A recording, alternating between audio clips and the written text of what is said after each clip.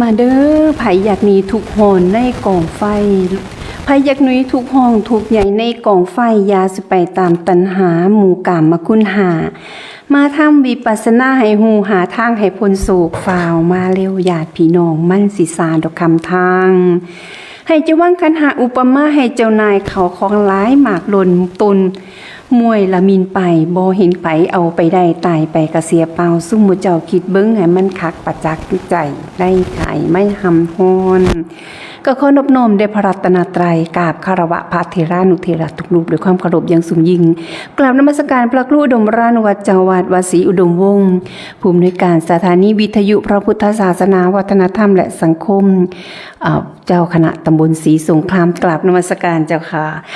ขอสวัสดีค่ะพ่อแม่ญาติธรรมที่ฟังอยู่ทางคลื่น101.75สถานีวิทยุพระพุทธศาสนาวัฒนธรรมและสังคมเนาะค่ะมาพบกันในรายการธรรมะสวัสดีช่วงบ่ายๆเนาะค่ะวันนี้ก็ช่วงบ่ายๆจากบ่าย3ฮอด3โมงแรกเนาะค่ะในช่วงบ่ายๆนี้เนาะค่ะวันนี้พบกันในรายการธรรมะสวัสดีในช่วงบ่ายค่ะบ่ายช่วงวันที่13ในวันอังคารที่13เดือนมกราคมแรม10ค่ำเดือน2ปีมาเซ็งเนาะค่ะมาพบกันในรายการธรรมะสวัสดีค่ะช่วงบ่ายๆนี้เนาะค่ะเนาะอนุโมทนาบุญนำค่ะอนุโมทนาบุญนำสำหรับพ่อแม่พี่น้องปองไปสู้ผู้ทุกคนเนาะค่ะเนาะที่มาร่วมค่ะที่มาร่วมที่สิไปโฮมบุญน้ำกัน โฮมบุญน้ำกันเนาะค่ะเจอโฮมบุญน้ำกันสวัสดีค่ะสำหรับผู้ที่เขาให้กำลังใจขั้นแรกนะคะสำหรับคุณยายชีเนาะค่ะเนาะอนุโมทนาบุญนำกับคุณยายศักดิ์ค่ะคุณยายศักดิ์บ้านลุ่มเพิ่นบอกว่าฝากปัจจัยมากับแม่หมอหนุ่ยค่ะบอกว่าบ่ได้ไปน้ำดอกเด้อว่าซั่นค่ะแต่ว่าเขาฝากปัจจัยไปรวมด้วยช่วยกันไปเป็นในการดำเนินรายการค่ะดำเนินการถ่ายทอดสดหรือว่าค่าใช้จ่ายในการจัดงานปฏิบัติธรรมในครั้งนี้อนุโมทนาบุญนำเนาะค่ะอนุโมทนาบุญนำสำหรับพ่อแม่ทุกผู้ทุกคนเนาะค่ะผู้ที่เพิ่นมารวมด้วยค่ะมารวมด้วยเป็นค่าดำเนินการถ่ายทอดสดค่ะดำเนินการถ่ายทอดสดในช่วงของค่ะในช่วงของการประพฤติปฏิบัติธรรมค่ะทุกรายการค่ะทุกรายการเนาะอนุโมทนาบุญนำเนาะค่ะอนุโมทนาบุญนำกับพระครูอุดมราชนุวัฒน์จังหวัดเลย 1,000 บาทแม่บุญศรีจังหวัดเลยเนาะค่ะ500 บาทแม่ใบศรีเชียงสาวจังหวัดเลย500 บาทแม่อธิษฐานกรุงเทพ500 บาทแม่บอมทางเมืองเลยอีก500 บาทแม่ตัวตุนสนาทางจังหวัดเลย300 บาทค่ะแม่บอมมะลิแก้วทางเมืองเลย300 บาทแม่ต่อตุนทางเมืองเลย300 บาทแม่หมอแอมค่ะจังหวัดเลย300 บาทแม่สมจิตจังหวัดเลย300 บาทแม่สมหญิงค่ะทางลพบุรีเนาะค่ะเนาะแม่สมหญิงมีชื่อจังหวัดเลย300 บาทเนาะค่ะสวัสดีค่ะลุงปีนค่ะลุงปีนเข้าวัดอีกแล้วค่ะมาให้กำลังใจนะคะลุงปีนอาภรณ์ค่ะแล้วกระทั่งแม่สมหมายชยาค่ะแม่สมหมายจังหวัดเลย300 บาทลุงดีๆนะคะจังหวัดเลยอีก200 บาทแม่โอจังหวัดเลย200 บาท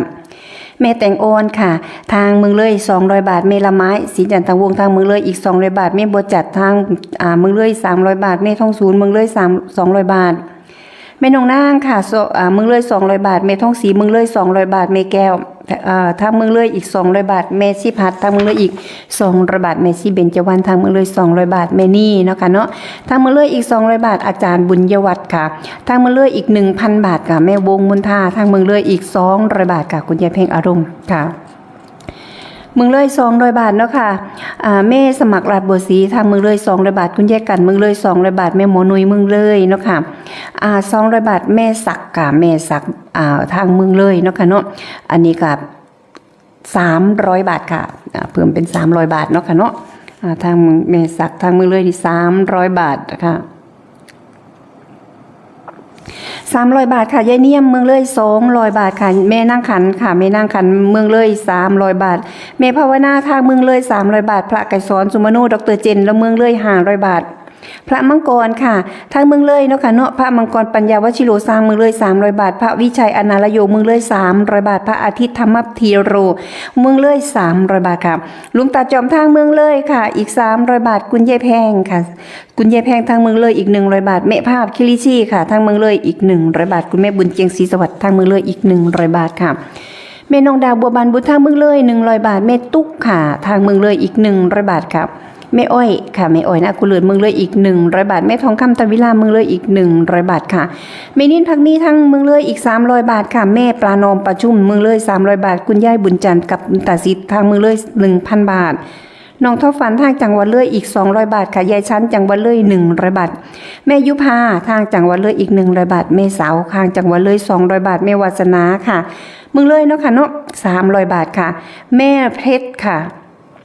ทางเมืองเลยอีก200 บาทค่ะเมสว่างสนติมูลทางเมืองเลย200 บาทแม่สุดท้ายทางเมืองเลย200 บาท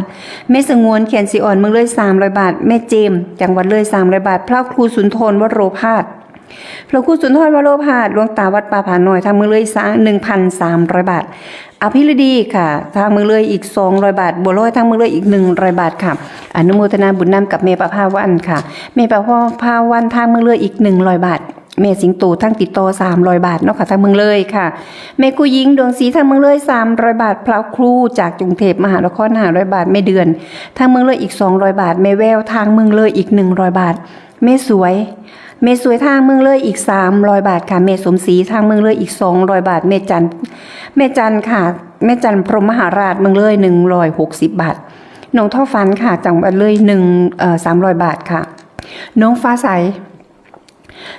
สทางเมืองเลย300 บาทแม่เจค่ะแม่เจทางจังหวัดเลย300 บาทน้องพ่อน้องแตงโมทางเมืองเลย200 บาท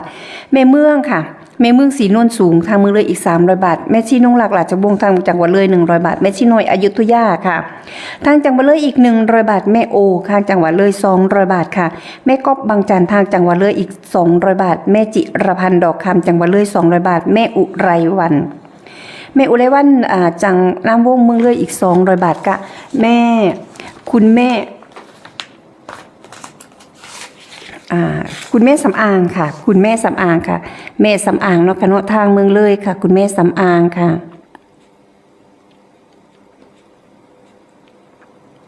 คุณแม่สำอางแก้ววัฒนะค่ะทั้งเลยเนาะค่ะเนาะอันนี้ก็ 1,000 บาทค่ะอนุโมทนาบุญนำสำหรับเนาะค่ะเนาะสำหรับผู้ที่เพิ่นมาเป็นกำลังหลักกำลังหนุนเนาะค่ะกำลังหลักกำลังหนุนสำหรับการจัดงานในครั้งนี้เนาะค่ะเนาะอนุโมทนาบุญนำสำหรับทุกพ่อทุกแม่ที่บอกว่ามื้อนี้มาแจ้งข่าวทางบ้านบุงม่วงแจ้งข่าวแล้วนะคะแจ้งแล้วเรียบร้อยสำหรับผู้ที่สิไปน้ำกันทีมของคณะแม่ครัวค่ะแจ้งแล้วเรียบร้อยเดี๋ยวเอารายชื่อแม่ให้เพิ่นก่อนเพิ่นบอกว่าแจ้งรายชื่อเพราะว่าเพิ่นบอกว่าถ้าแจ้งรายชื่อแล้วก็สิได้ร่วมกันเนาะค่ะเนาะเอาอยู่ใส่ล่ะเขียนไปเขียนมาเขียนไปในหิวหน้าหิวหลังหิวอนุโมทนาบุญนำสำหรับแจ้งข่าวนะคะ1093051122กำลังเช็คหลุดค่ะทางคณะของแม่ของเตละแม่เนาะค่ะเนาะขอความชัดเจนอีกรอบหนึ่งค่ะเมื่อคืนได้ยินได้ฟังอาจารย์เนาะค่ะพ่อแม่ครูบาอาจารย์เพิ่นบอกว่าเพิ่นเข้ารายการ3วงเนาะค่ะจากทางวัดอารามมงคลกับพระอาจารย์ปรัชญ์ณรงค์ฤทธิ์เนาะค่ะเพิ่นก็เสวนาถามกันเมื่อคืนนี้ค่ะแล้วผู้ใดที่ฟังอยู่ค่ะแจ้งเนาะค่ะเนาะคณะไหนค่ะสิให้อาจารย์จัดลดให้จัดลดให้หรือว่าพร้อมจัดลดเองก็แจ้งมาเนาะค่ะทางคณะของแม่ใบค่ะทางคณะของแม่ใบบอกว่าจัดลดเองทีมของแม่ใบนี่จะเป็นของคุณสมภพค่ะทีมของแม่ใบนี่เป็นของคุณสมภพเพิ่นว่าอยู่ไปน้ำกันทุกเที่ยวทุกหลายเที่ยวเนาะกันเนาะไปน้ำกันแล้วเพิ่นก็ติดต่อกันเองใกล้ของใครก็ไปกับนั้นน้ำกันเนาะกันเนาะสำหรับแม่สำรองยังไม่ติดต่อมาเด้อค่ะเด้อคุณแม่สำรองยังไม่ติดต่อมาสวัสดีค่ะคุณแม่สมหญิงค่ะคุณแม่สมหญิงมีชื่อเสียดายเนาะกันเนาะอยู่ไกลหายค่ะถ้าอยู่ไกลๆโมก็สิได้ไปน้ำกันแล้วค่ะเนาะเฮ็ดบุญเฮ็ดกุศลสร้างร่วมกันค่ะเมื่อกี้ก็ได้อาราธนาเนาะค่ะเนาะบทประพันธ์ก็เป็นกรพญาของหลวงปู่พางค่ะอ่านแล้วประทับใจค่ะให้เจ้าว่างศีลขันธ์5ค่ะวางกันหามาเนาะค่ะนะไปร่วมบุญน้ำกันไปเป็นพี่เป็นน้องตักบุญร่วมชาติตักบาตรร่วมกันน้ำกันค่ะคณะที่1คณะของแม่ครูหญิงค่ะของแม่ครูหญิง9 คนค่ะ9ที่นั่งอันนี้ก็สำเร็จแล้วเนาะค่ะเนาะเพิ่นก็จัดแต่งเรียบอันนี้เรียบร้อยแล้วสำหรับคณะของแม่สิงโตมี8ที่นั่งค่ะแจ้งมาแล้วมี8คนเนาะค่ะเนาะคณะของแม่ใบนี่12ค่ะ12ท่านเนาะค่ะเนาะครบแล้วเรียบร้อยรวมทั้งบางทองเนาะค่ะเนาะได้รถแล้วได้คนขับรถแล้วของคุณสมภพ ว่าอยู่วังเล่าค่ะไปไกลเนาะเพิ่นอยู่ไกลๆกันเพิ่นก็ฮับมานำกันฮอดยามนั้นล่ะค่ะไปส่งกันฮอดเฮือนฮอดซ่านฮอดบ้านฮอดสองฮอดบันไดบ้าน ฮอดบันไดฮอดหน้าบ้านพุ่นล่ะค่ะส่วนคณะของแม่ปี๊ดค่ะทางกกซอกกซอโพลงามเนาะค่ะเนาะได้10ที่นั่งบอกว่าสิอาจารย์หารถให้ว่าซั่นค่ะเป็นของทางบ้านนุ่ยงามหรือว่าทางคณะของแม่นินค่ะแม่นินพอนินเนาะค่ะเนาะอยู่ร่วมกันกับคณะของกกซอคณะของแม่ปี๊ดเนาะค่ะแล้วก็ของคณะของแม่ต่อก็สิมีแม่คณะของแม่ต่อก็สิมีอยู่4ที่เท่าที่ได้คุยกันกับเมต่อเขาคุยกับเมต่อว่าคณะของเมต่อเนี่ยมี4ร่วมแม่หมอแอมเป็น1เป็น5น้องทอฝันกับคุณยายฝ้ายเป็น6เป็น7ค่ะจังใดก็มาร่วมกันอยู่วัดคือเก่าค่ะได้มาร่วมกันอยู่วัดคือเก่าเนาะค่ะที่ขาดเกินๆผู้ใดพ่อก็จะจัดกันใส่รถเนาะกันเลยว่าในคณะของขั้นที่5ของแม่ต่อค่ะส่วนบ้านน้อยนาค่ะบ้านน้อยนานี่คณะของแม่แต้มคณะของแม่แต้มนี่ค่ะเพิ่นว่าเต็มแล้วว่าสันขอคณะของแม่แต้มเนาะก็เนาะอันนี้เพิ่นจะตัดของเพิ่นเองแต่ว่าเพิ่นบอกว่าบอกอาจารย์แล้วว่าสันค่ะคณะของแม่แต้มนี่บอกว่าบอกพระอาจารย์แล้วว่าสันนะส่วนคณะของแม่สมหมายค่ะแม่สมหมายนี่ก็น่าจะดีอยู่ครูบาอาจารย์เนาะครูบาอาจารย์น่าจะจัดให้หรือว่าจังใดเพิ่นก็บอกว่าคณะของแม่สมหมายนี่ก็ได้แล้ว1คันรถค่ะส่วนบุงม่วงค่ะบุงม่วงทีมคณะของแม่ครัวค่ะคณะของแม่ครัวกสิมีเนาะค่ะเนาะคณะของแม่หน่อยค่ะแม่สมัยบุรพาแม่ปอกนะคะแล้วก็แม่ลาอินเจริญค่ะแม่สมจิตพลสาเนาะค่ะเนาะแล้วก็แม่หลอดแล้วก็แม่อินค่ะคณะทีมแม่ครัวแล้วก็แม่นุยแม่โมนุยเนาะค่ะแล้วก็แม่แมวแล้วก็คุณยายสาวเนาะค่ะเนาะคุณยายโพดแล้วก็แม่ล่อนค่ะจีราพรค่ะบุรพาค่ะอันนี้ก็10ที่นั่งพอดีสำหรับทีมแม่ครัวเป็นคันที่13เนาะค่ะในทีมของแม่ครัว10ท่านพอดีเต็มคันรถพอดีค่ะอันนี้ก็ของแม่ทางคณะของแม่พุ่นแม่ปีดนี่เต็มพอดี10ท่านค่ะ10คนคณะของทางแม่ครัวก็เต็มพอดีค่ะคณะของแม่ครัวนี่เต็มพอดีเนาะค่ะ10ท่านเนาะค่ะเนาะจังได๋เฮาก็มาเฮาก็มาโฮมกันอยู่วัดคือเก่าส่วนคณะของแม่ค่ะของคุณแม่สำอางค่ะของคุณแม่สำอางแก้ววัฒนะเมื่อวานนี้โทรติดต่อกันเนาะกันเนาะประสานการกันแล้วเพิ่นบอกว่าแม่สะดวกที่จะมาขึ้นรถที่วัดศรีดมวงศ์ค่ะวัดศรีดมวงศ์เนาะกันเนาะขึ้นรถใดก็ได้ว่าซั่นค่ะแล้วก็เลยได้คุยกันแม่บอกว่าคณะของแม่น่ะอยู่บ้านกำเนิดเพชรแม่น่ะอาจจะได้ความเป็นดีกัลยาณมิตร ทางติดต่อเนาะค่ะทางแมงสิงโตหลังแต่หูจักมาคุ้นลึงแกนกันแล้วหอดย่ามไปใส่มาใส่สิได้ไปน้ำกันติดต่อกับบ้านกำเนิดเพชรมันอยู่ใกล้ๆกันค่ะลังเทือเนาะค่ะเนาะได้รู้จักมาคุ้นนะคะได้กินข้าวหอมผ้ากินปลาหอมตอนมัดใดนับไปนับมากกับมานับไปก็อาจจะได้เป็นพี่เป็นน้องกันเนาะค่ะเนาะผูกเป็นเกี่ยวเคยเสียวเกี่ยวหักกันก็ได้เนาะค่ะเนาะฐานะของแม่สำอางแก้ววัฒนะค่ะเมื่อวานได้คุยกันแล้วเนาะค่ะแต่ว่าแม่น่ะสะดวกค่ะสะดวกเพราะว่าเราลูกสะใภ้เราอยู่บ้านทาทิศเฮืองเราก็เลยบอกว่าเราสิมาอยู่วัดสินบุ้งตั้งแต่6 โมงเช้าพุ่นละในวันที่17นะคะเราก็สิมาแต่เช้าก็เลยบอกถ้าจังซั่นได้รู้จักมาแกนกันลึงแกนกันกับคณะของแม่สิงโตค่ะทางติดต่อเนาะค่ะเนาะอันนั้นก็ทีมของคุณแม่สำอางคุยกันเรียบร้อยสำหรับคุณแม่สำรองค่ะคุณแม่สำรองที่ติดต่อมายังบ่ได้ยังบ่ฮู้ค่ะแต่เพิ่นบอกว่าแม่บอกว่าน่าจะอยู่ที่บ้านบุงเคาะบุงคลา อยู่บ้านบุงคลาแล้วกันสะดวกก็มาที่วัดเนาะค่ะเนาะ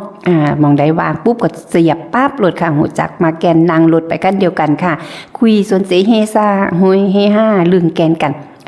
ได้เป็นพี่เป็นน้องกันเนาะกันเนาะสายหนึ่งสายแน่นค่ะได้ทำบุญร่วมชาตินำกันเนาะคณะสำรองคณะของแม่สำรองคุณแม่จิรพันธ์ดอกคำบ้านโน้นสว่างค่ะอันนี้ก็เพิ่นก็บอกว่ามาสะดวกมาขึ้นที่วัดศรีอุดมวงศ์ค่ะอนุโมทนาบุญนำเนาะค่ะคณะของ13คันค่ะส่วนค่ะมีเพิ่มเติมจังใดก็เดี๋ยวค่อยว่ากันอีกรอบหนึ่งเนาะค่ะคณะของแม่ตึงค่ะบอกว่าแจ้งมาแล้วได้เต็มที่แล้ว1แต่ขั้นที่2กำลังรวบรวมสิได้ครบบ่ครบเดี๋ยวว่ากันค่ะเดี๋ยวค่อยมาอยู่วัดศรีอุดมวงศ์เนาะค่ะ ส่วนค่ะคณะของบ้านทรัพย์เจริญเนาะค่ะเต็มแล้วค่ะว่าสันค่ะทางบ้านทรัพย์เจริญเนาะค่ะทางคณะของพ่อผู้ใหญ่สมคิดค่ะกับคุณแม่สง่าเนาะค่ะเนาะเพิ่นก็บอกว่าเต็มแล้วอนุโมทนาบุญนำสำหรับพ่อผู้แวงชัยภูมิ คุณพ่อภูนะแวงชัยภูมิเอาบักขามมาฝากพี่น้องปงปายเนาะกันเนาะเอาไปที่สิเอาไปค่ะมีงานยังเนาะจ้าแม่บรรจงศรีสารวงศ์เอาไปน้ำกันตีแม่บรรจงศรีค่ะอันเขาเจ้าสิไปพระธาตุนาดูนตัวค่ะไปน้ำกันบ่ไปน้ำกันบ่ค่ะไปน้ำกันบ่ไปน้ำนองบ่ค่ะไปน้ำกันค่ะไปในวันที่17ถึง18ค่ะไปพระสักการะพระบรมธาตุนาดูนเป็นการปฏิบัติธรรมสัญจรครั้งยิ่งใหญ่อีสานเหนืออีสานกลางอีสานใต้มาพอกันที่พระบรมธาตุนาดูนค่ะพุทธมณฑลอีสานเนาะค่ะไปน้ำกันเด้อค่ะเด้อค่ะติดต่อจากคนที่เคยไปน้ำกันเนาะกินข้าวโฮมผ้ากินปลาโฮมตอนไปอบุญน้ำกันเนาะค่ะในช่วงของวันที่การปฏิบัติธรรมครั้งแรกเดือนแรกค่ะเป็นการปฏิบัติธรรมครั้งยิ่งใหญ่สวัสดีค่ะสวัสดีค่ะสำหรับแม่ทองศรี แม่ทองศรีเนาะค่ะเนาะสวัสดีค่ะทางคณะของค่ะแม่โอค่ะคณะแม่โอแม่สุดท้ายค่ะแม่โอแม่สุดท้ายก็บอกว่าให้อาจารย์หารถให้ว่าสันค่ะแม่บุญศรีสวัสดีค่ะชมยูว่าสันค่ะทางคณะของแม่โอกับแม่สุดท้ายนี่บอกว่าให้พระอาจารย์หารถให้เนาะกันเนาะอาจารย์ก็บอกว่าอยู่ใกล้ใครอยู่ใกล้ใครใกล้ท่านก็อยู่ในโซนใดค่ะก็จะได้จัดรถให้เนาะกันเนาะในโซนเดียวกันจะได้ไปหับน้ำกันนี่นู่นนั่นเนาะค่ะเนาะแล้วก็ผู้ที่เป็นหัวหน้าคณะเป็นหัวหน้าทีมหรือว่าเป็นผู้ที่สามารถติดต่อกับคนขับรถได้ก็แลกเบอร์กันสำหรับกับคนขับรถเนาะค่ะอาจจะกับคนขับรถแลกเบอร์กันค่ะติดต่อประสานงานกันเวลาไปมามันค่อยสะดวกสบายเนาะค่ะเนาะคนจำนวนมากกับคนหลายในส่วนของงานปฏิบัติธรรมก่อนเข้างานกับหลังเลิกงานคนสิเยอะเนี่ยเมื่อคนหลายเวลาเขาเลยงานแล้วบัดทีนี้ก็จะโหลดอยู่ใส่เนาะบัดทีนี้โหลดอยู่ซ้ายหาโหลดบ่พอเดี๋ยวบัดทีนี้อาจจะได้โทรหากันเนาะร่วมทีมกันไว้ค่ะแต่ว่าไทยเฮาเจ้าคอยแต่มืออาชีพอยู่แล้วล่ะมืออาชีพอยู่แล้วสำหรับการไปงานปฏิบัติธรรมค่ะรถทัวร์รถตู้นี่เฮานี่มีอาชีพอยู่แล้วค่ะจังใดเฮาไปก็มืออาชีพอยู่แล้วสำหรับการไปปฏิบัติธรรมสำหรับกับรถตู้ส่วนผู้ใดก็เจ้าโทรมาถามแล้วกันเนาะเอารถบทเราบัดที่นี่เอาคือว่าได้ไปรถบัสรถบัสขอยกเลิกเด้อค่ะรถบัสขอยกเลิกขอยกเลิกรถบัสเนาะพอหลายหมู่หลายคนบอกว่าสะดวกจังสะดวกอยากไปรถตู้เพราะนึงค่ะสะดวกเพราะว่าเวลาขากลับอยากลูกอยากหลานบ่อยากให้ลูกหลานไปหับไปส่งไปหับไปส่งก็เลยสะดวกที่จะขึ้นรถตู้หน่อยคนเนี่ยกระสร้างมันเถาะเห็นแต่หัวกันมาโลมาเลกระสร้างเถาะได้คุยกันย่ำขาขึ้นขาลงกระสร้างแต่ว่าสะดวกกลัวว่าสันค่ะหอดย่ำนั่นแล้วรถตู้เพิ่นก็สิไปส่งเฮาหอดเฮือนหอดซ่านถ้าไปรถทัวร์เพิ่นถ้าไปรถบัสเนาะเพิ่นก็สิมาส่งเฮาไว้วัดนั่นแล้วล่ะบางทีก็สิยากลูกยากหลานแล้วบางทีนี่ค่ะยากผู้มารับยากผู้มาส่งเนี่ยก็สิเอิ้นบ่โอ้ยอีบุญใหญ่จะเป็นยากคักเนาะยากน้ำซุ่มบุญใหญ่นี่ก็สิว่าบุญบ่รอหน้าบ่รอก็สิเขาสิจมหายเดี๋ยวบุญมันสิเนาะค่ะสะดวกแบบนั้นเนาะค่ะทางพระอาจารย์นิติสาโรบอกว่ารถบัสเต็มแล้วว่าซั่นค่ะทางของพ่อแม่ครูบาอาจารย์ทางวัดป่าจริยธรรมค่ะแล้วก็ติดต่อด้วยตามด้วยรถตู้ว่าซั่นค่ะไปหลายๆค่ะไปปฏิบัติธรรมไปหลายๆเนาะค่ะชักชวนอวนเอิญกันไปเอาบุญในบุญของต้นเดือนค่ะต้นเดือนหรือว่าต้นปีค่ะก่อนที่จะสู้ศึกยักษ์ศึกหนักศึกใหญ่เนาะค่ะในช่วงของเดือนหนาแรงนี่โอ้ยจนตอนนี้หนาวคักๆนะคะเป็นปฏิบัติธรรมโตล่มหนาวคักๆจังน้อยเดี๋ยวมีนาเมษาก็สิเดี๋ยวเอิญหาฤดูหนาวเลยค่ะฮ้อนคักๆเนาะค่ะเนาะไปปฏิบัติธรรมออกคักๆเอาหมวกเอาเสื้อผ้าหน้าแพ้เฮาไปน้ำพรมค่ะผู้ใดไม่ลูกมิลานก็เอาเต็นท์ไปน้ำพรมค่ะครูบาอาจารย์ได้เบิ่งสถานที่แล้วกว้างขวางค่ะกว้างขวางเหมาะสำหรับการวางเต็นท์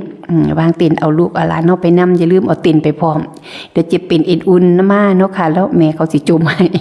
เอาหลานไปนำแม่เขาสิจมให้ว่าลูกเขาไปเจ็บไข้ได้ป่วยค่ะฉะนั้นผ้าห่มเสื้อผ้าหน้าแพรเตรียมกันให้พร้อมค่ะจักหนาวจักร้อนแล้วค่ะจะไปหอนหน้านั้นอาจสิบ่หนาวก็ได้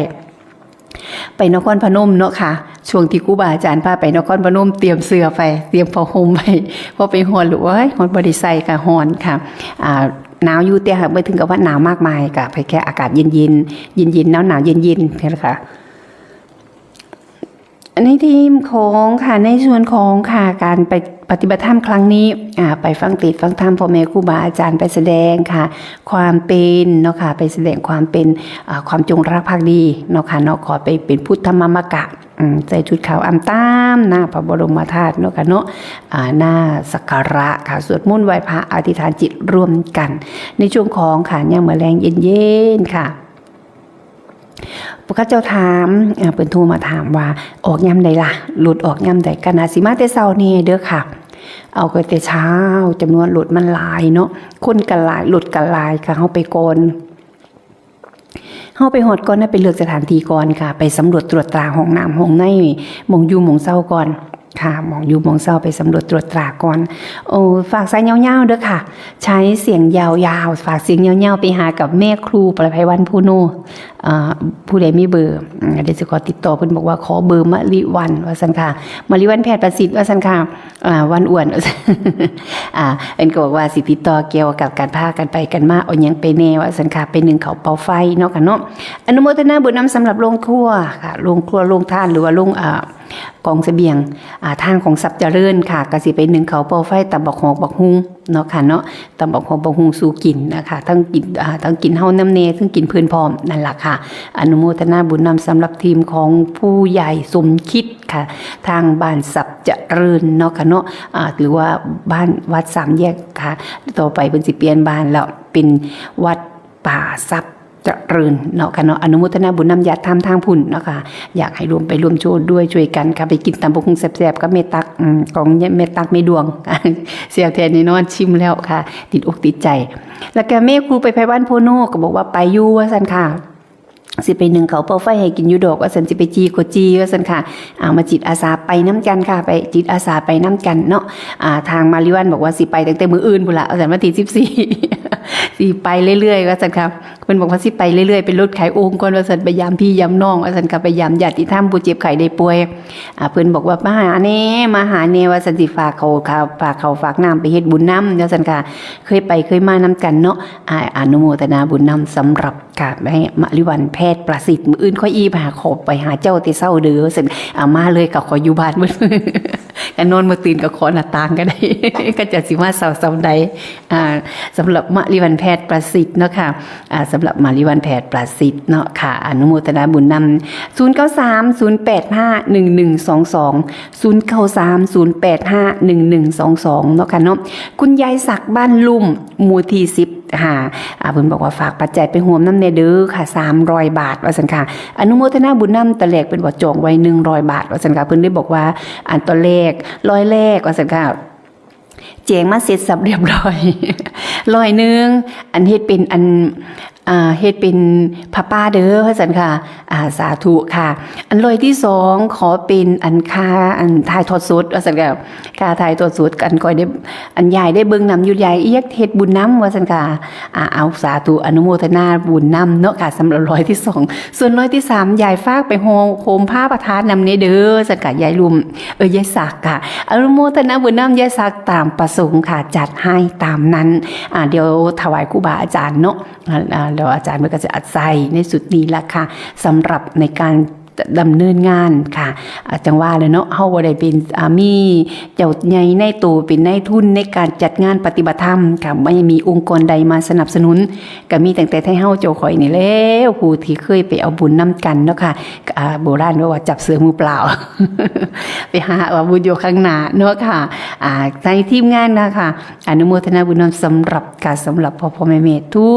กแม่ที่ให้กำลังใจ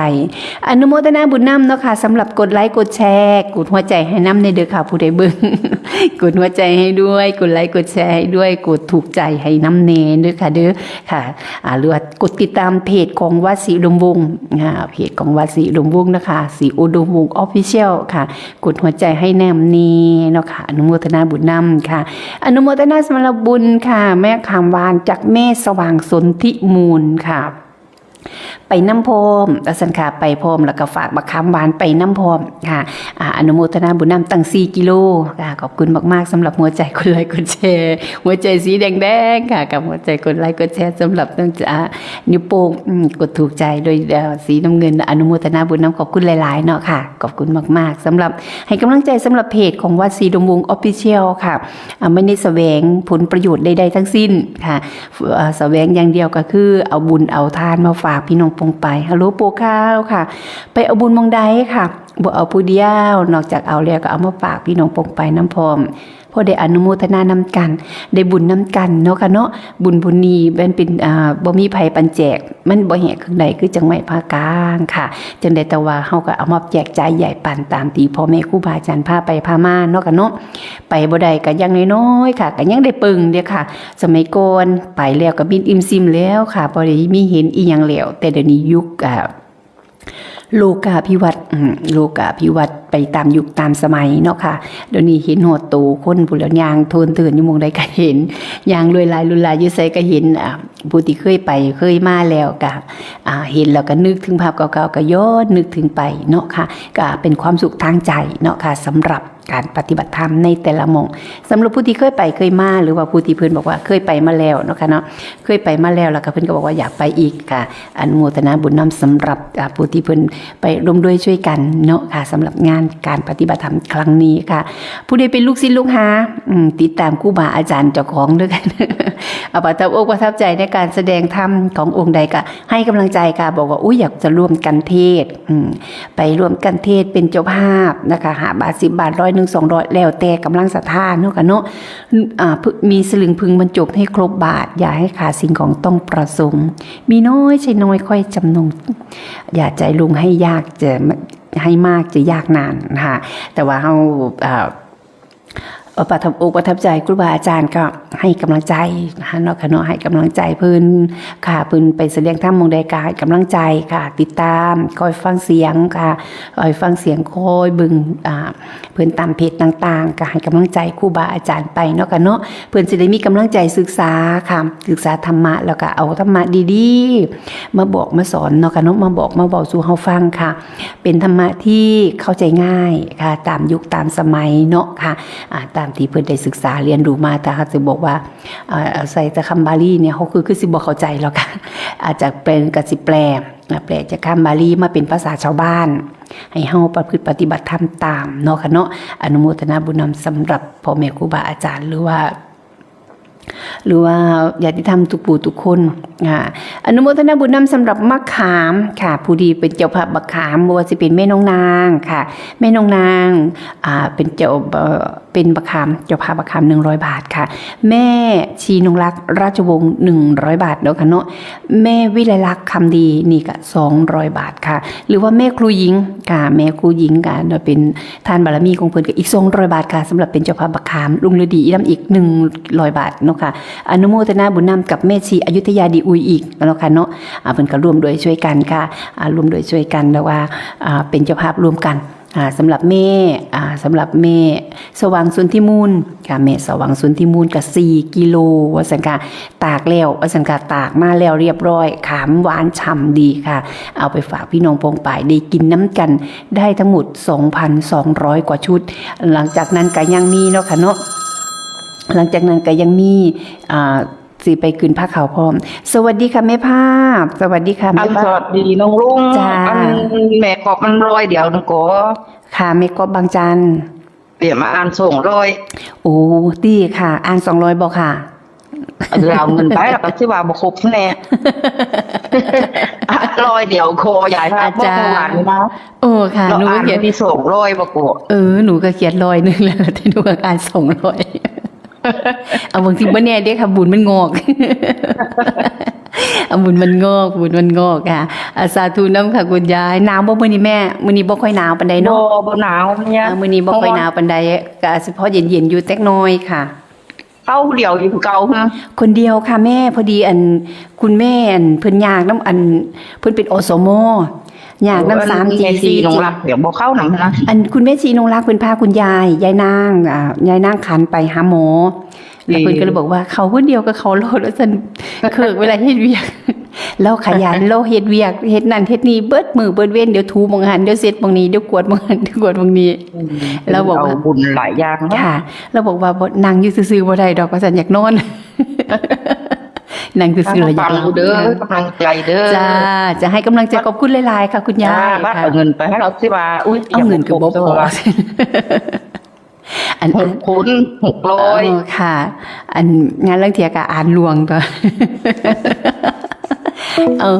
ก็อนุโมทนาบุญนำสำหรับคุณยายค่ะสำหรับคุณยายคุณยายภาพกิริชีสวัสดีค่ะเราวางสายไปแล้วสายซ้ำบ่ค่ะสายซ้ำสายซ้อน อนุโมทนาบุญนำสำหรับคุณยายภาพกิริชีเนาะค่ะเนาะเปิดอีหยังอยู่เนาะบัดทีเนาะเปิดอีหยังละไว้ละบัดทีนี้ก็ซ้ำซ้อนอนุโมทนาบุญนำสำหรับคุณยายภาพกิริชีที่บอกว่าอันเพิ่นให้100เดียวนึงโกคืออ่านตั้ง200พูดมาสันพันหลวง สายตามันเกินบุญก็มันงอกค่ะอนุโมทนาบุญนำสำหรับคุณยายภาพกิริชีเนาะค่ะเนาะอนุโมทนาบุญนำขอบคุณมากๆสำหรับลุงปิ่นอภรณ์ลุงปิ่นอภรณ์นี่เพิ่นก็บอกให้กำลังใจทุกรายการค่ะบอกว่าครูบาอาจารย์เขารายการได้ให้กำลังใจตลอดขอบคุณมากๆสำหรับลุงปิ่นอภรณ์กับคุณแม่สมหญิงมีชื่อค่ะเพิ่นให้กำลังใจครูบาอาจารย์ว่าสิเขารายการใดก็ตามสร้างก็เป็นกำลังใจสำหรับครูบาอาจารย์เนาะค่ะเพิ่นติดตามกับครูบาอาจารย์ก็มีกำลังใจในการได้หาธรรมะดีๆหาสิ่งดีๆมาฝากมาตอนถ้าบ่มีคนเบิ่งบ่มีคนสนใจอยากฟังก็เบิดกำลังใจแล้วค่ะเว้าแวะๆอยู่ผู้เดียวบ่มีคนเบิ่งเนาะกันเนาะบ่มีผู้ใดสนใจฟังเหมือนกับบ่มีกำลังใจค่ะขอบคุณมากๆสำหรับคุณแม่บรรจงศรีสารวงศ์มีงานหยังเนาะจ้าว่าซั่นค่ะ เขาสิไปปฏิบัติธรรมกันตัวบ่ไปนำบ่ไปน้ำกันค่ะติดตามทางแม่แม่บรรจงศรีสารวงศ์นี้ถ้านามสกุลสารวงศ์ส่วนใหญ่จะอยู่ปักป่วน ทางอยู่ปักป่วนนะคะอยู่ปักป่วนลองถามแม่ครูหญิงเบิ่งไปน้ำกันโบ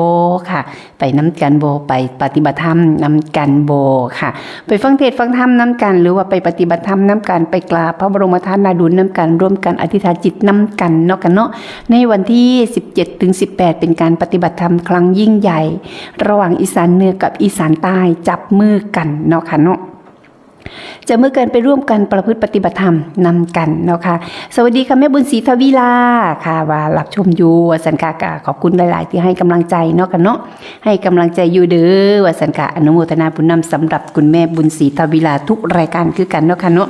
ไปปฏิบัติธรรมย่ำใดก็เอาลูกหลานไปน้ำกันไปบดสุมองค่ะอนุโมทนาบุญนำสำหรับแม่วิไลวันค่ะแสนมงเคราะห์ค่ะกับแม่นวลอนงศรีโคตรแม่นงรักแม่รักแม่รักเนาะค่ะเนาะอันนี้ร่วมทำบุญพระธาตุนาดูล200 บาทอนุโมทนาบุญนำเนาะค่ะสำหรับผู้ที่เพิ่นเป็นต้นทุนต้นบุญต้นกำลังเนาะค่ะเนาะอนุโมทนาบุญนำสวัสดีค่ะ สวัสดีจ้าน้องลุง สวัสดีค่ะไผโน ยายสวยน่ะ อุ้มแม่ยายเป็นจังได๋สบายดี ฟังอยู่ โอ้บ่ไปน้ำกันติค่ะคุณยาย แม่ครูหญิงไปบ่ แม่ครูหญิงไปอยู่ ไปอยู่ดิ ไป แล้วเมื่อให้แม่ครูหญิงมาเอาปัจจัยเด้อ จ้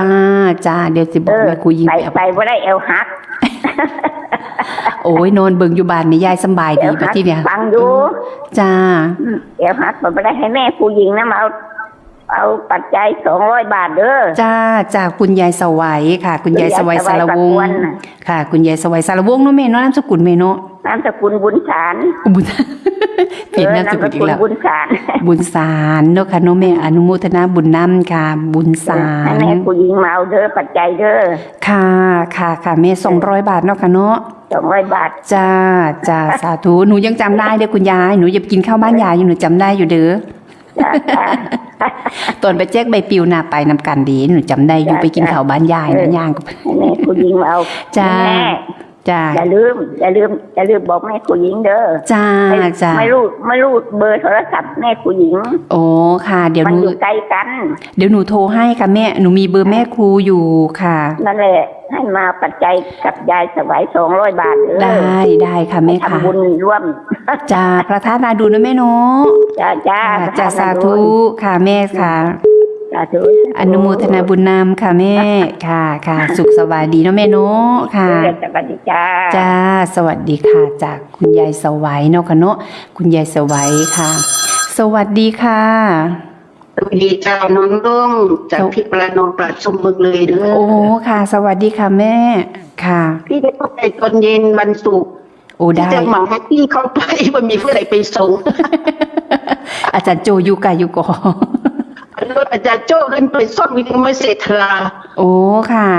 อัน แล้ว ตอนนี้เราอยู่วัด เขาก็ไปทำงานอยู่ต่างจังหวัดมีผู้ใดไปส่งพี่ก็จะเหมาแท็กซี่เข้าไปตอนเย็นวันศุกร์นะ โอ้ได้ได้ เอาถ้าเผื่อเอาหนูบอกอาจารย์โจให้เพื่อเราอยู่นี่แหละถ้าเกิดเราไปเมืองเลยเดี๋ยวให้เราไปฮับแม่ รถเราบอกซ่อมบเสร็จ เอาเรามีโลดวัดก่อ รถบัสเบิร์เป็นการขับรถแต่ปัจจุบัน เอาแม่มาก่อนก็ได้ก่อแม่มาก่อนก็ได้ก่อมาตั้งแต่วันพฤหัสวันพระมื้ออื่นมื้อหือนี่ก็ได้ก่อ วันศุกร์พี่จะเข้าไปวันศุกร์ ได้วันศุกร์นะแม่เนาะ นี่แหละพี่จะเข้าไปวันศุกร์บอกมีรถพี่ก็จะเหมาแท็กซี่เข้าไปบุกไปนั่งเลย ไปเองนักเลงพอเนาะแม่ ใช่เอาเป็นกำลังใจให้เดี๋ยวเจอกันวันศุกร์ ได้ค่ะแม่ได้ค่ะ ขอบคุณค่ะ จ้าแม่ค่ะค่ะ สวัสดีค่ะค่ะ สวัสดีค่ะจากแม่ประนอมแม่ประนอมประชุมเนาะค่ะเนาะเพิ่นบอกว่าบ่มีผู้ใดไปส่งไปเองก็ได้หมอรถไปเอง ค่ะไปบอกว่าจะไปเนาะค่ะใจประสงค์สร้างกลางดงกบทงแล้วเนาะค่ะใจประสงค์ต่อต่างกลางบ้านกบดงแล้วค่ะคุณแม่หมอประนอมค่ะเพิ่นบอกว่าสิไปน้ำดูว่าซั่นค่ะไปค่ะจิตอาสาอีกท่านนึงมีการมีงานเนี่ยโอ้ยบ่ต้องให้บอกแล้วค่ะบ่ต้องเลยค่ะจัดมาเองเลยค่ะบ่ต้องให้ผู้ใดไปหาไปส่งค่ะมาเองเลยค่ะพอดีรถครูบาอาจารย์เสียค่ะพอดีปกติเพิ่นก็อยู่ย่านโซนเดียวกันก็เลยบอกว่าบ่มีไล่ค่ะเดี๋ยวไปด้วยค่ะบ่ต้องเป็นบ่ได้ยากหรอกเดี๋ยวแม่ไปเองว่าซั่นค่ะเดี๋ยวแม่ไปเองขอสาธุขอบคุณหลายๆนะสำหรับคุณแม่ประนอมประชุมเนาะกันเนาะแล้วก็สิไปน้ำพร้อมค่ะไปน้ำทีมงานของไปในรถคันเดียวกันกับของคุณแม่สมหมายชายาค่ะคุณแม่สมหมายชายานี่ก็นี่ก็สิมีของคุณแม่ยิ้มค่ะแม่หนูยิ้มจำศักดิ์คุณพ่อสมัครจำศักดิ์แม่นางสุนันท์บุญรอดแม่สว่างสุนทรีมูลเนาะค่ะเนาะในทีมนั้นเนาะค่ะเนาะในทีมของแม่ประนอมพร้อมแล้วก็แม่สมหมายพร้อมแล้วก็อีกหลายแม่ค่ะอโลแม่สุภาพสารวงรักษาค่ะในทีมของจังได๋แม่คำบ่ถินสะพุงบ่ไปน้ำบ่เคยไปน้ำกันตลอดก็ไม่วาสนาไม่วาสนาจันล้วนค่ะไปน้ำกันบ่ค่ะส่วนทีมของแม่รถคันที่13ค่ะเลขสวยลัคกี้นัมเบอร์ เลขประทับใจลัคกี้นัมเบอร์13นี่ค่ะของแม่ค่ะของแม่ทีมแม่ครัวเต็มแล้ว10ที่นั่งสวัสดีค่ะ สวัสดีจ้าลูกสาว สวัสดีค่ะแม่ เป็นจังไดสาวน้อยคนสวย แล้วเราคนสวยก็บอกแบบยังหันเล่นขายของ โอ้ค่ะ ตั้งร้านมาหาแต่โรงเรียนก็ตั้งร้านด้วย โอ้ค่ะอนาคตเป็นแม่ค้า จ้า เอามาเป็นแม่ค้าแถววังสะพุ่งเดี๋ยวสิไปอุ่นนุน ค่ะ จัดของแล้วเตรียมในกระเป๋าแล้ว โอ้ เตรียมตัวแล้ว ค่ะมื้ออื่นก่อนก็สิค้นพาไปซัก มันมาเป็นท่านน้องลุง ค่ะ ถ้าแม่ไปเอาเวลากับท่านเช็ดน่ะจะไม่ได้อะไรเลย โว้ย ได้อยู่แต่ไม่ครบ แม่นอยู่ค่ะ เพราะว่าถึงเอาของหลานไปนํเอาหลานไปนํบ่นี่แม่ ตัวเนาะ เอ้ยไผสิเลี้ยงให้เนาะ บ่ออกไปโน่นบ่รับแล้วนั่งบ่ได้นั่งบ่เต็มที่ แม่เป็นทำงานเนาะ บ่ถึงแม่บ่ทำงานก็บ่ออกไปก็นั่งบ่ติดดอกยาย แม่น พอว่าโอ้ยเฮ็ดจังเนาะลูกหลานเนี่ยจังไดเนาะกินได้ไปสิเลี้ยงไปสิเกียบเยี่ยมมาแม่บ่แม่กินเขาวจังไดไปลงหลง ได้ยังหันแล้วเห็นได้อ่ะ บ่ว่าแล้วเห็นบ่ได้ไปนํกันเนาะค่ะ โอ้แต่บ้านนาดว่าข้าวเห็นเด้อเพิ่นไปตัดอ้อยหาค่ารถโอ้จะมันขาดหลายเนอนสนุก เพื่อนี่เด้อ เพื่อน้ำแหน่เพื่อน้ำแหน่ แต่กันไอ้งานนั่นน้องลุงเนี่ยเด้อจะตัดอ้อยพันมากันเงินเนี่ยนะเพิ่น ค่ะ เพิ่นมันนี่ตัดอ้อยพันน่ะ โอ้มันงามดีมันตัดง่าย มันงามแล้วก็มันแพงพร้อมนะ แม่นค่ะมันงามแล้วมันแพงพร้อมกับสุภัยตุกก็ไปกับปวดเนาะ มันได้ราคาเดียวก็อ้อยธรรมดานะ แม่นค่ะ ตัดง่ายค่ะ จ้ะบ่อยากเศร้าจนเฒ่าพุ่นแล้วเนาะ เอาเคยแม่สมศรีเนาะบอกพี่สมศรีว่าน้องว่าซั่นพี่เคยตัดได้มือละ 1,200 ป๊าดของเฮานี่เงึดหลาย ก็บอก อา ว่า ชีพเพิ่นเนาะ เมื่อเลยหนูจะบอกอันดับที่หนูไปเห็นแถวบ้านหนูเนาะไปนี่ไปเที่ยวตัดอ้อยตั้งแต่ดึกๆไปตัดอ้อยแต่ดึกไปตัดอ้อยพิษสวน เอ้อ แม่น ลูกผู้ใหญ่ลูกรองนายก ไปตัดอ้อยไปนี่ไปตั้งแต่ตี 2เนาะกรีดยางแล้วมันบ่ล่ะกรีดยางตั้งแต่5 โมงแรงแล้ว แล้ว4 ทุ่มนอนตื่นขึ้นปุ๊บตัดอ้อยบัดนี้ไปบัดนี้ตัดพิษสวน อืม ตัดเขากระเจ้าเกือบแล้วคนเกือบ10 คนเนาะงั้น จ้ะ โอ้ยคนเกือบ10 คนบัดเจะคงสวนมันไปว้ายมาตัดอ้อยข่อยได้จังได๋ อ้อยหายทางข้างได้อะเขาเป็นพี่เป็นน้องกันบัดนี้ ผิดพลาดทางเทคนิคเนาะ เขาติดเขาพี่น้องกันเนาะแม่เนาะเขาพี่น้องกัน จ้ะ แล้วบัดทีนี้บัดที จ้ะ เจ้านี่เขายังบ่ได้ตัดเขาหมออีกเจ้าหนึงมาตัดบัดทีนี้เจ้านี่ไปตัดบัดทีนี้ตัดของพี่ของน้อง โตกันได้ดอกนั่นได้เนาะ แม่นอยู่พอกันได้อยู่ ปีนั้นเนาะเพิ่นได้ห้ามว่าบ่ให้เผาอ่อนเขาได้นะเพราะว่า ค่ะ บัดนี้ย่ํขึ้นมันก็หาคนไปเผาให้ไปจุดลัดไฟซอยกันนะ ค่ะ วันนี้ยังมื้อเช้าแม่ไปแม่ตกใจแฟนเดือดเตือจุดตอนเขาเจ้าหนี้ตะกอนง่ายกว่า เขาให้พี่สวน มันมืออาชีพยังมาโพดกระดกกระเดีย โอ้เขาตัดแป๊บเดียวด้วยแม่หนูเห็นแล้ว เนาะ โทรแป๊บตัดแป๊บเดียว เนี่ย นะ มันสิเรื่องลูกว่าใหญ่ก็สิเป็นตัดอ้อยนี่กับป .3 เนาะ เห็นบ่ได้อันอยู่ข้างวัดเมื่อก่อนหนูอยู่วัดแม่กสิขวัญเนาะอยู่ข้างวัดเห็นแม่นะแม่เธอเผลอแป๊บเดียวเนาะเอาไปแล้วมีดอิ่มซิมก้นบ่ฮอด10 คนแม่งาน20ไร่แม่สวยเดียวแม่กินเกาบ่ได้กินข้าวเพลนบ่ทันได้เดียวสำหันก็ไปท่านี้แปลนตื่นฮอดเขาเจ้าหนีแล้วป๊าดมาตัดไว้ตัดว่าตัดคักตัดแน่แต่มีดก็เจ้านี่เขายังฉับเลย มันนี่หมู่แม่ว่าเอ้าเฮ็ดจังสิตัดอ้อยเนาะจนแมวสิละล่ำเนาะจำ ค่ะ จะสิได้เลี้ยงลูกไงสิเธอน้องเห็นได้ก็กวาดองสิแม่ซั่น เออ โอ้ยปั่นเลี้ยงน้อยยังมาบ้านมันบ่ได้คำนึงถึงว่าดำมะเขาอันนี้เฮาบ่ได้คำนึงว่าดำเขาเพราะบ่ถนัดไปกวาดมันสิถือขาถือ เออ ก็สิมันก็สิสูงเนาะเฮาเฮ็ดบ่เป็นเนาะ แม่นค่ะ หนูเห็น นั่นบ่ธรรมดาแต่ร้อยก็บ่เก่งบ่เป็นแล้วก็สร้างมัดเด็กก็บ่เป็นเท่าปันนี่ล่ะเนาะ อืม แต่ว่าหิวหันหิวได้อยู่ ค่ะ อันหนู คุณหิวหยังซอยน่ะ หนู อา แม่ จารย์หิว หนูอันเฮ็ดหนูก็ว่าหนูคือสิเฮ็ดบ่เป็นดอกแม่หนูนะลุงใส่บอกโอ้เฮ็ดงานก่อสร้างบ่เป็นเฮ็ดนี่บ่แต่ว่ามาอยู่วัดสิหนูบงเด้อเฮ็ดเบิดซุอย่าง อ่า เป็น แต่ เบิ ว่า ด รับจ้างรายวันนี่ยกให้เพราะว่าแม่ถนัด ค่ะ ค่ะ แต่เรื่องเมอยหอยหลอดนี่ยกให้ จ้ะ ถนัดคือกันถนัดไผทำมันแล้วก็บอกพรสวรรค์ของแต่ละคนบ่คือกันเนาะแม่เนาะ ถนัดมัน ค่ะ เอาลูกได้ทำงานทำการก็ย้อนรายวันนี่ล่ะเลี้ยงก็ได้ แม่นอยู่ค่ะ จ้า เพราะว่าเฮาถนัดเฮาก็สิมีความก็เรียกว่าพรสวรรค์เนาะบวกกับพรแสวงพร้อม ยั เนาะ งดกกาจนมือแตก ค่ะบ่ว่าแล้วค่ะ เดี๋ยวตอบ หนูยังบอกอู้ขนมมีลูก ตัดอ้อยนั่นโอ้ยบ่ได้ว่านํ ค่ะขนมมีลูกมีเต่าหนูสิเลี้ยงลูกไงวะ จ้า เฮ็ดหยังบ่เป็นน้ำเขายังว่าแม่หนูน่ะโอ้เป็นหายเป็นขาดละกี่ลายไทยปีให้หนูน่ะ ค่ะกี่ลายไทยปีให้ค่ะเฮ็ดหยังก็บ่เป็นน้ำบานน้ำเมียงเขาจ้ากอย่างค่ะ มันบ่แม่นนั่นมืออาชีพพระเจ้าหยัง ค่ะ แต่ครอบครัวเนาะผัวเมียน่ะโอ้ยมื้อนึงเขาเจ้าบ่ได้หน่อยเด้ตัดอ้อย โอ้ น่ะ แม่นอยู่ค่ะอู้หนูเห็นแล้วหนูเห็นพี่สมศรีแล้วได้ยินพี่สม แต่ ศ ว่า รี แม่นบ่ต้องห่วงดอกสมศรีหั่นน่ะเขาเจ้าอยู่กับป้าอ้อย โอ้หนูเห็นแล้วหนูไปเห็นแล้วตัดอ้อยมื้อนั้นอันตะกี้เนาะไปกับตาลิแล้วที่นี่ไปตาลิไปหาอันพ่ออ้อย ไปหาพ่ออ้อยไปอันตอนที่อาจารย์ไปจัดงานอยู่วัดถ้ำกุหาวารี จ้ะ งานปฏิบัติธรรม จัด เนาะ อยู่พ่ออ้อย ว่า จ้ะ ที่นี่โอ้ไปเห็นพี่สมศรีบัดนี้พี่สมศรีแบบป๊าดแม่ปับหนูเห็นบอก บ่ธรรมดา แป๊บเดียว เนาะ สุดแถวแป๊บเดียวสุดแถวแม่ป๊าดเป็นสุดยอดเนี่ยดอกว่าพี่สมศรีหนูบ่ได้แปลกใจเลยพี่ที่พี่ได้มือละ 2,000มือละ 1,000 2,000ดอกว่า เออ มือ บ่ ละ ได้ 1,000 เป็นเรื่องแปลกเนาะ เน้อค่ะบ่ได้เป็นเรื่องแปลกเรื่องที่แม่ว่าหนูเคยเห็นอยู่อันจับตัดทีละลำน่ะหนูเคยเห็นอยู่พวกเขาเจ้าหาตัดออกมา เจริญลังแล้วเนาะเอาจังได๋ พวกเขาเจ้าตัดทีละลำ2 ลำเนี่ยหนูเคยเห็น อันที่เห็นกอดอุ้ยบ่ได้กอดก่อเดียวได้แม่พี่สมศรีเนี่ยกอด2ก่อคุณเด้อ ว่าไอ้บ่ได้ โอ้โหเราบ่ได้ห่วงเลยว่า อันนี้ปุ๊บเราสางปั๊บกอดปุ๊บตัดบ้าด อันก็ยอเขาโอ้ยถึงเฮ็ดคักกว่านั้นเสียชีวิตก่อนบ่ได้ใช้เงินก่อยเลยเพราะว่าน่าจะ โหดเอาไปเอามา แซ่บๆมันแล้วบัดนี้แซ่บๆมันแล้วบัด อันผู้ใดล่ะ จ้ะ ลูกหลาน เอาน้องลุงเอ้ยให้สายแต่อื่นเพิ่นเข้าซะแต่ จ้า ยำๆมาแล้วล่ะเนี่ย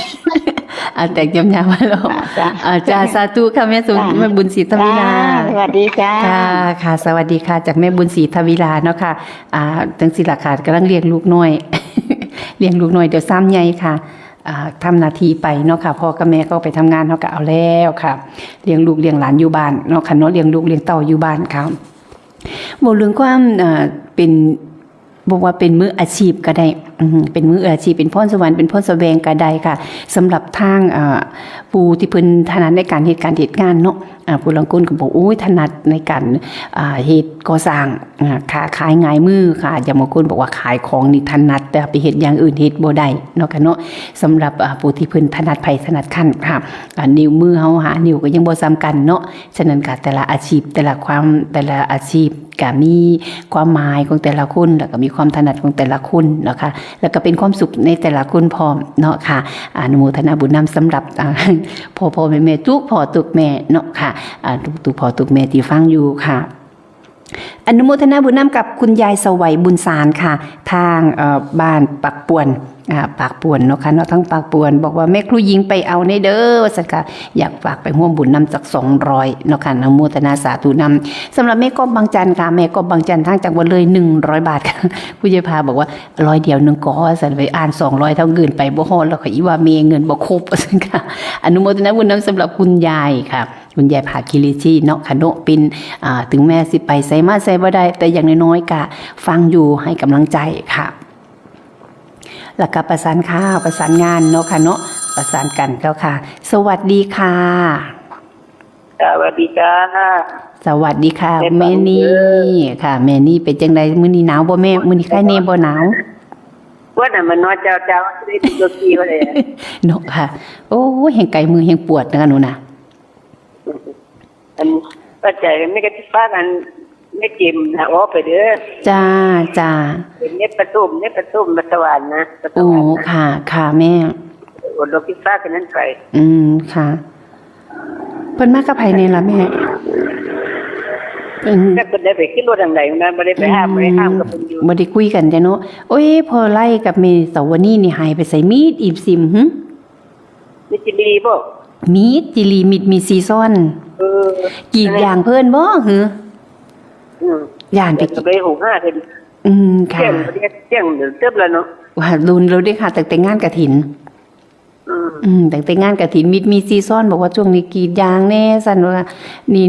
กรีดยางแน่เฮ็ดอันนั้นอันนี้แน่ว่าซั่นเฮ็ดหัวเฮ็ดสวนน้ำแน่ว่าซั่นค่ะ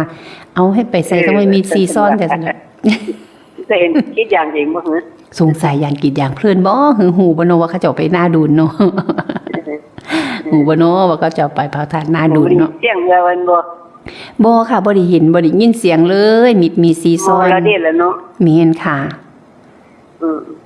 ค่ะ กินข้าวหรือยังเนาะ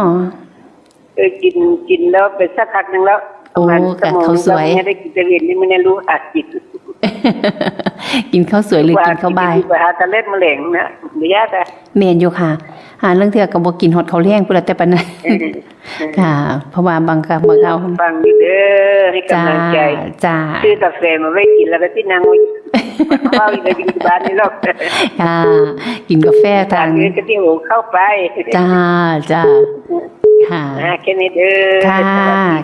ค่ะสวัสดีค่ะจากแม่นีกล้วยแขกเนาะค่ะเนาะสวัสดีค่ะคุณยายแตงอ่อนเด็ดขัดลำค่ะ สวัสดีค่ะ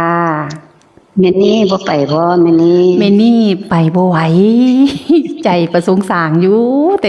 ระหว่างเลยฮู้บ่แม่แล้วสิซื้อกาแฟมาให้กิน กินกาแฟแล้วสินั่งเบิ่งคักๆว่าซั่นแล้วว่า กินกาแฟอยู่ว่าติ แม่สิบ่ กาแฟจังได๋คือคักจ้ะว่า เพิ่นว่าแม่อีบ่นอนเลยแม่อีนั่งกินกาแฟแล้วอีแม่อีนั่งเบิ่งคักๆว่าซั่นแล้วนะโอ้ค่ะ โอ้ยคือคักจ้ะว่าก าแฟดีด บ่นั่งก็นอนล่ะเนาะแม่นี่เนาะ มีอยู่2อย่างค่ะ จ้า ก็สงสัยหนูบอกว่าอยากให้อยู่บ้านใกล้ๆกันเนาะแม่นีแม่ภาพแล้วก็คุณยายสะอาดคุณยายสง แม่เพิ่นบ่กินกาแฟบ่กินหยังนี่แล้ว บ่กินกาแฟก็อยู่ได้เด้อค่ะแม่ ก็อยู่ได้อยู่ ค่ะ เอาเมื่อยก็นอนแป๊บๆนึงแป๊บนึงก็ตื่นขึ้นมาเบิ่งต่อ อยู่กับเฮียนเฮาเนาะ แม่นค่ะ ยายก็จะนั่งสินอนไปสันจ้ะ นางเบิ่งนอนเบิ่งนอนในเฮียนห้องนั่นแม่เนาะจ้ะห่มผ้าห่มดีๆนอนเบิ่งนางเบิ่งซะแล้วให้ลูกหลานโตใช้โทรศัพท์ให้โทรศัพท์โทรทัศน์เนาะ จ้ะจ้ะ มื้อนี้บ่ออกสวนบ่คะแม่ แม่ออกมาแล้ว อุติค่ะ เพราะว่าหลวงพ่อในนั่นเพิ่นสิไปหาวัดอาจารย์โทนคุณแม่ อาจารย์โทน เพิ่นชวน โอ้ค่ะ แม่แค่ตันว่าส่วนลูกพี่ส่วนนั้นพี่ใหญ่ข่อยแน่เด้อว่าซั่นว่า เอามื้อนั้นเพิ่นจมอยู่มือไปวัดทรัพย์เจริญเพิ่นจมอยู่ตัวเพิ่นว่าโอ้ยส่วนอันพอดีล่ะส่วนยายว่าซั่นว่ายายแต่งอ่อนมาใส่บาตรนำยามมื้อเช้าว่าซั่นอามิดอิ่มซิมสำสงสัยไปน้ำหลวงพ่อใหญ่ อันแม่ไปวัดนี่ล่ะจ้ะแม่ไปซุมื้อไปวัดนำเช้าก็ไป ค่ะจ้า ไป สา ซุ ธุ มื้อไปวัดไปรัดใส่บาตรแล้วก็ไปวัดพร้อม โอ้สาธุสาธุเนาะค่ะ รัดใส่บาตร2วัด3วัดพุ่นเนาะ ค่ะใส่บาตร ใส่บาตรแล้ววัดสุองค์แล้วก็เลยไปบ้านวัดของหินนี่ล่ะจ้ะแม่ไปซุมื้อล่ะจ้า เป็นความสุขนะแม่เนาะ ฟังอยู่ ค่ะมันก็เป็นความสุขของเฮาค่ะ ความสุขของเฮา จ้าค่ะ ตื่นขึ้นมาก็เฮ็ดอาหารใส่บาตรใส่พวกแล้วก็ไปสั่น ค่ะเพิ่นบอกบุญรายวันเพิ่นบอกว่าบุญรายวันสำหรับผู้เฒ่าเฮาสิเบียงบุญเนาะแม่เนาะ ๆจ้ามันเฒ่าแล้วต้องหาแนวใส่ เป็นเสบียงบุญเนาะแม่เนาะ ใส่ตู้จะเป็นเสบียงของเจ้าของ จ้า จ้า จ้า ฟังอยู่โทษกำลังใจเด้อ ค่ะขอบคุณค่ะแม่ค่ะค่ะขอบคุณหลายๆสุขภาพแข็งแรงสุขภาพแข็งแรงจากคุณยายแตงอ่อนเด็ดคัดลำเนาะค่ะสวัสดีค่ะคุณแม่สมหมายค่ะ โอ้ยจะมาสิเท่าเร็วเถอะเนาะอีผี จะเกิมเท่าไม่เอาไปเอาบุญคักๆหาเสบียงบุญคักๆก็ต้องคอยเท่า เราไปน้ำกันวะเนี่ยลุงเราไปวะเนี่ย แม่แตงอ่อนน่ะ แม่แต่งอ้อนแม่หนูคิดไปบ่ เมนูผิดนะหนูบ่มีเบอร์เล่าเดี๋ยวสิโทรแจ้งอีกรอบนึงว่าเพิ่นว่าเราสิไป แม่แต่งอ้อนบอกแล้วเนี่ยบอกแล้วโทรเข้ามาหาน้องลุงแน่ อันแม่แตงอ่อนเนี่ยเราบ่ได้ไปดอกแม่เราไปบ่ไหว แม่รู้จักยุคกับบ่ไปสลายอย่าเคิ่มเท่าแม่ก็สิไปเอาบุญมาฝากนะแม่หาไปได้ๆเอาอยู่พี่ละ น้องสิไปแบกมาฝากหรอก คันมีบุญว่า ค่ะเอาบุญมา โทร แจก มา จ่ายปัน พ่อแม่อ้อนพวกกัน บัด แม่ ลาด น้องทุ่งน้องแพ้วไปเฮ็ดกับกี้เนี่ยเด้ออีหลา อันไปอยู่ค่ะแม่ไปกับที่แม่ ไป แม่ครูไปไพวันโพโนเพิ่นแจ้งมาแล้วว่าสิไป ใช่ถ้าแม่ครูไปแล้วก็สิไปเนาะแม่แพ้วเนาะ ค่ะแม่ครูค่ะอัน ส่วนให้ดีใจในพี่เตียงอ่อนเอ้ย น้องมังลุงเอ้ยใครจะมาสมรถบักขามมาเต็มรถนึง ป้าด น้องหังสิบ่มีกำลังซื้อ80 บาทชั้นสีท้องแห่งดีเนี่ยแม่อยู่นำเพิ่นน่ะเพิ่นบ่ให้เพิ่นฟังเพิ่นว่าเมาให้ในไปย่างแม่ว่าซั่นซื้อให้อีกเอาอีกเด้สิรถให้ลอกว่าซั่นเต็มไทบ้านหัวใจค้ำเนี่ยสีท้องน่ะว่า โอ้สิ ว้ายแบบนี้น่ะ70 80อันรู้อัน3ข้อน่ะ40 โอ้ยบัตร น้องลุงเอ้ กี้ ย บัตรกี้นะเฮาซื้อว่า100นึงเฮาก็ว่าเฮาได้ถือดีใจว่าเที่ยวว่าเนาะ อันคนรอเคเลย50ไม่ลดก็ว่าเฮาได้เทียแท้ว่าเอาฟังอยู่พ่อแม่เขาเถอะมาเด้อแม่ใบตัดอ้อยบ่ล่ะ ตัดอ้อยไปตัดอ้อยหาเสบียงบุญก่อนว่าซั่นค่ะ โพดว่าแม่บุญศรีเนาะ เฮาน่ะจะมาบ่ไปตัดน้ำเพิ่นไปอาชีพวางเลยก็แม่บุญศรีว่าปั๊บปะติ แม่นค่ะ เห็นแล้ว แม่สมศรี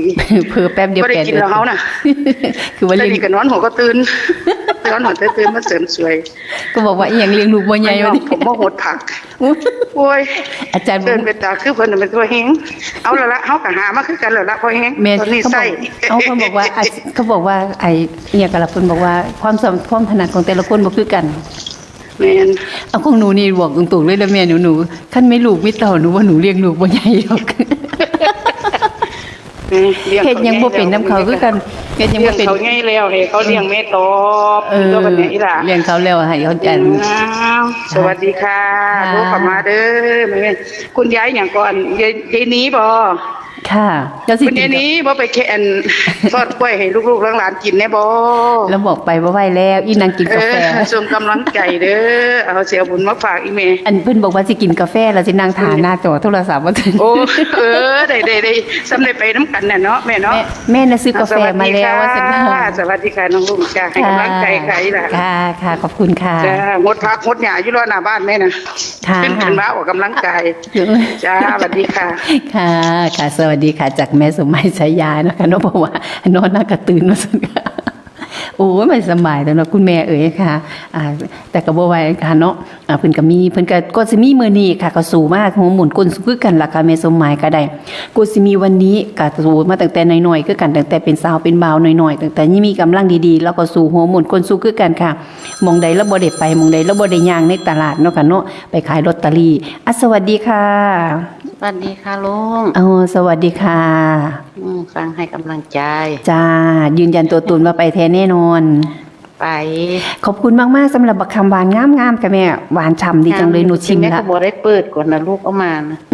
ค่ะหนูเอามาแล้วเดี๋ยวจักหน่อยว่าเสียไปผสมกันกับในขิงเอาเวลาเดี๋ยวเอาไปขึ้นจังหันสำหรับผู้บาอา แล้ว จารง าม ย์ อยู่โกอันเพิ่นเอามาให้กินนั่นก็ได้ลูก งามหนูเนื้อดีอยู่ค่ะแม่ ก็หันนะว่าสิอันนั่นลงเงินนำเพิ่นก็ดิต้นภูเขาเอามาฝากให้กินทุกปีเนาะลุง ค่ะค่ะ แม่ก็เลยว่าโอ้ยบ่ถูกนำเพิ่นหรอกเดี๋ยวเพิ่นสิเอาเป็นเงินเนาะ ค่ะ แล้วก็เอาบักขาม ซื้ มา อให้เขา ให้เขาได้มีต้นทุนมีตัวกำลังทรัพย์คือกันเนาะเขาก็เฮ็ดเพื่อขายเนาะแม่เนาะมีหน่อยเขาก็ได้ขาย ปีกายนี่ก็เอามาให้กินยังบ่เบิดกันนะลุง ค่ะ แกะไว้กวนคนบ่ได้กวนอีก โอ้ค่ะ แกกวนเราเอาในมันออกเรากวนเนื้อดีๆเนาะ เอาแล้วก็แช่อันตู้เย็นไว้ตลอดนะ ค่ะหนูก็เอานี่ เป็นหยังก่อนล่ะ เขาจะเอามาฝากในแช่ตู้เย็นไว้ใส่บักอันใส่อันเอียกระบักพร้าวพร้อมโอ้ยแซ่บ ถึงว่าบ่นั้นก็อยากซื้อของเก่ายังกินบ่เบิดหรอก ย้อนขลำโลกเจ้าของนะ ค่ะแมนอยู่ค่ะ ไปน้ำกันยืนยันตัวตนแม่ก็สิไปในทีมของแม่สมหมายเนาะ ฮะ แม่ทีมของแม่สมหมายชายาแม่นบ่ค่ะ จังหวะเด้อแม่ก็บ่ได้ฟัง เพราะว่าในทีมของคณะแม่ครัว10ท่านรถคันนี้เต็มแล้วทั้งบุงม่วงนะคะเพราะว่าหนูก็เพิ่นบ่ได้ประสานกันว่าเอาการนี้เต็มพอดีได้10คนทีมของแม่ครัวบ่ได้ว่าหลบเอาไปได้ก็ได้ลุง โอ้สุดท้าย แม่ แม่สุดท้ายจังได๋ก็ได้ไปน้ำกันคือเก่าจังสุดท้ายก็ไปน้ำกันคือเก่าค่ะ บ่ได้ระบุหรอกลูกให้ขึ้นคันใดก็ได้ คันใดก็มองจุดหมายไปท่านที่เดียวกันจังได๋ก็มองเดียว แต่ กัน ให้ คือ รู้ เก่า ว่าขึ้นรถคันเบอร์ใดแต่คันนะ ค่ะ น่าสิไปกับทีมของแม่สมหมายเพราะว่าอันแม่สมหมายเพิ่นนับใส่ทีมนี้ค่ะ แต่จังได๋ก็มาพอกันอยู่วัดคือเก่า จ้าเอาให้กำลังใจเด้อ ค่ะค่ะขอบคุณค่ะ แม่ภาพก็ได้ยังบ่ไปจูงกันเข้าห้องน้ำอีกแม่ภาพ เดี๋ยวพาบอกว่า แม่อีทาอยู่บ้านเด้อว่าซั่นแล้วบอก ฟังเยอะ ถ่ายทอดสูตรบ่เนาะยานบ่ได้เบิ่ง แม่ ว่า นี่ ซั่ ก็ น ได้เนกไปทางใดก็ได้คนพ่อกันแล้วก็จูงกันเข้า ค่ะ ห้องน้ำก็ ค่ะคิดฮอดอยู่คิดฮอดอย่า แต่ ทำ กี้สมาดีแต่โน้องลุงแม่ก็ได้ แม่ แล้ว รู้ นี่ แต่กี่โอ บ้านนั่นน่ะ 5กะปี2ปีนี้ก็แม่ไอ้สว่างเป็นนัก5กะเป็นนี่แค่ปี5กะ5กะเป็นหนึ่งเสียดายให้ตะกี้เนาะโอ้ยเขาว่าแต่งานบุญน่ะ เอาก็นี่นะถึงว่าไปบ่ได้แม่ก็กินยาไปเอาเนาะอาจารย์กันนะว่าย้อนกินยาหลายเห็นนะ แม่นอยู่อย่าง เอา กิน ไป ยา จังหวัดตากกด5 เม็ดเนาะยาแก้แพ้ โอ้ยอยากแก้แพ้หรือชนะซ้ำแม่นบ่ มันก็ยังสนามันอยู่พุ่นล่ะบ่คนน่ะนอนเพิ่นเสมอเทศเนาะข้างนั้นกันนะ ค่ะ ไปฮอดเพิ่นก็แค่ไปสวดมนต์ปฏิบัติธรรม ปีนั้นเนาะ ค่ะ เดี๋ยวเพิ่นกันนั้นก็ได้ฟังสดแจ้งอยู่บ่ได้นอนอยู่ยาก็ ค่ะ กินยาไปหลายก็ได้ นอนบ่ค่อยหลับดอกค่ะแม่ก็ไปจังซั่นน่ะนอนบ่ค่อยหลับไปจังซั่นเฮาก็เสียดายฟังเนาะอุตส่าห์ไปตั้งกวงตั้งไกลแล้วไปนอนซื่อๆวันนี้แม่อุตส่าห์ได้ให้ มึงกินยาเพิ่นนั้นมึงยังบ่หลับว่าซั่นอันขี่รถนะ ค่ะ เจ้าสิขี่เองเดี๋ยวค่อยก็บ่ฮอดจังหวัดเลยจากแถวแล้วมันสิไปจังหวัดตราดพุ่นนะหั่นเนาะ มันวินรถย้อนคืนนี้ลุง ค่ะเอาแม่นบ่ค่ะวินโดนย้อน หลับบ่ได้ก็แม่ไปนำรถนะ ติค่ะจนไปอันหน้ากลางกันเลยเนาะพระอาจารย์นะเสียงแม่อันผู้เพิ่นโกนนะแม่สว่างหลับเลยซะพระอาจารย์ยมหลับบ่ได้ก่อนรถแล่นคืนนั่นน่ะว่างเพิ่นก็ได้ฉันหลับตาแล้วเป็นหยังล่ะรถแล่นคืนนะ ก็จังหยุดแลนย้อนหลังบ่ค่ะ แม่สะอาดอีกคนหนึงเนาะไปแล้ว ค่ะ นวดขากันมาเจ็บหลายนะ ไปเด้อแม่สะอาดค่อยก็ไปอยู่เด้อ แม่สะอาดเนี่ยโอ้ยอยากไปให้น้อยเนี่ยแม่ไปบ่ไหวแม่ยังไปบ่ได้ไปสวดอีนางไปเอาน้ำเดพุ่นน่ะ โอ้ยสวดอีนางไปน้ำเดเอาพระครูไปโฮมว่าซั่นเอาอาจารย์อยู่วัดไปนำว่าซั่นน่ะพอดีมื้อนั้นอันตอนแรกคุยกันอยู่เพิ่นว่าเพิ่นสิไปบัดทีนี้พอนี่ปุ๊บก็พาอาจารย์ไปพระเจ้าอาวาสนะคะ พระเจ้าอาวัดเขากรุงเทพในมือวันที่60 67พอดีนี่กิจนิมนต์ว่าซั่นค่ะโอ้เสียดายให้คุณนายซั่นดอกคุยกับแม่สะอานโอ้เสียดายให้คุณนายดอกว่าเธอคือบ่ได้ไปน้ำฉันดอกว่า ถามเอื้อนไทยกันไปซะนะไปบ่ได้ก็เบิด อันน้อยสัน ไปได้นี่ก็เสียใส่คนนั้นจุ้งลงรถแดงหั่นนะแม่ ค่ะ น้อย สะอาดเลย สัน นี่ก็ได้ ไม่นั้นยักฟังให้ยักเบิ่งให้สันเอาบทตรงยานคุณยายเพิ่นถ่ายทอดสดเอามืออาชีพมาจากกรุงเทพเพิ่นก็มาถ่ายทอดนะสำหรับว่านะไข่แดสันเมเซียนำได้ดูก็ แม่นี่เอ้ยเห็นเราเคยแล้วอันดับปีผ่าตัดมาเนาะอันฟังอยู่อันประทาดพนมเบิ่งนี่นะ ค่ะ โอ้คุณบ่หลับหรอกก็สั้นเปิดโทรทัศน์เบิ่งอย่างนี้แล้วกันนะ อืม แนวนอนเนาะมันก็หลับไปอ่อนสวน เอาอันไปนครพนมเนาะไปนครพนมบางอาจารย์พาไปว่าคั่นเนาะดูนะตั้งใจเรากูสิไปนั่งสมาธิคักๆอาจารย์สินั่งฟังคักๆอาจารย์ฟังอะไรเพราะว่าเพิ่นบอกว่าพระอาจารย์ลาวีไปเพราะหนูน่ะชอบในการแสดงธรรมของพระอาจารย์ลาวีพอไปย่างอาจารย์ลาวีเพิ่นเว้าคอยเนาะเว้าคอยแล้ววันนี้พาฟังเล่าเพิ่นเปิดเพลงมาที่นี่เปิดเพลงอันเปิดเพลงอีหยังก็เปิดเพลงอันบางละจันนั่นไหม น้องทอฟันบอกเพลงอะไรก็ไม่รู้ ไปน้ำกันโอ้เป็นลูกขึ้นเต้น เด็กน้อยบ่เคยได้ยินเนาะบ่เคยรู้นั่นเนาะ หนูจะฟังหนูจะฟังหลวงพ่อเสร็จบ่ได้ยินซ้ำแบบนี้เขาเปิดเพลงเสียงดังเนาะมันมาย่ำใดก็บอกโอ้ยบางละจันกูมาลูกขึ้นเต้นใส่ซะบ่งัว ใส่ข่าวเต้นใส่ตัวเต้น อันบัดที่นี่เฮ็ดสีเหลืองแล้วบัดที่นี่อันอาจารย์แล้วว่าคอยแล้วเครื่องเสียงแฮงบ่ดีบัดที่นี่เราไปยามากับท่อฝันลมลงปองงองโอ้ผมลมลงนอนแล้วก็บอกว่าทำก็เรียกว่าท่อฝันเราเหมือนเราไปเปลี่ยนที่นอนเลยเนาะแล้วก็มันแบบเครื่องเสียงบ่ดีมันก็บ่เป็นตาฟังนะแม่ ก็ เนาะ ลุงถ้าว่าไปฟังไอ้ลีนนั้นบ่หลับดอกคันฟังอยู่บ้านแค่นั้นคือว่าเนาะอิส ค่ะ ระ อิสระเสรีค่ะ ได้อุ่นแล้วก็หลับก็สิ ค่ะ มีงาน ค่ะหอดย่ำนั้นเพื่ออาจารย์มาปลูกว่าที่นี่มาปลูก เอาเมื่อคืนนี้คือกันเนาะอย่าเพิ่งโทรมานะว่าซั่นเพิ่นล่ะ เพิ่นอันจัดรายการ นาไปจนนะ4 ทุ่มครึ่งโอ้ยเพิ่นบ่ให้โทรหรอกว่าปิดนอนซะเมื่อคืน ค่ะหนูฟังหนูเบิ่งแป๊บหนึงรับไป รับไปไว้รับไปมิดอินจิมนะคะ ให้กำลังใจด้วย ค่ะค่ะสาธุ ทุก ค่ะ คนนั่นน่ะที่พูดถึงเนาะบ่ได้พูดถึงกัน ค่ะ ฟังกันให้กำลังใจสู้ผู้เป็นผู้สุคนนั่นล่ะ ค่ะค่ะ จ้า จ้า สวัสดีค่ะ ค่ะสวัสดีธรรมะกับแม่สว่างสนที่มูลสุขภาพแข็งแรงแล้วก็แม่กินยาไปวันหันเอา5 เม็ดวันนี้เอาแค่3 เม็ดก็พอได้แม่เนี่ย ว่าต้องกินหลาย ไปจังหวัดตราดมันไปไกลไปไกลแล้วก็ขึ้นรถคันใหญ่ไปน้ำจันเนาะอันนี้ก็ไปบ่อไก่ปันไดแค่มหาสารคามค่ะบ่อไก่ปันไดค่ะประมาณจัก100 โลล่ะแต่ว่าหนูได้ไปเมื่อก่อนเนี่ยไปเดินทางไปอีสานใต้บ่อย ไปจังหวัดไปทางจังหวัดทางกวงทางไก่จัดสิพานเนาะค่ะไปสวัสดีค่ะ สวัสดีค่ะไอ้บางเอ้ยงามๆก็ไปถ้าไปใส่ผ้าอันไหนล่ะ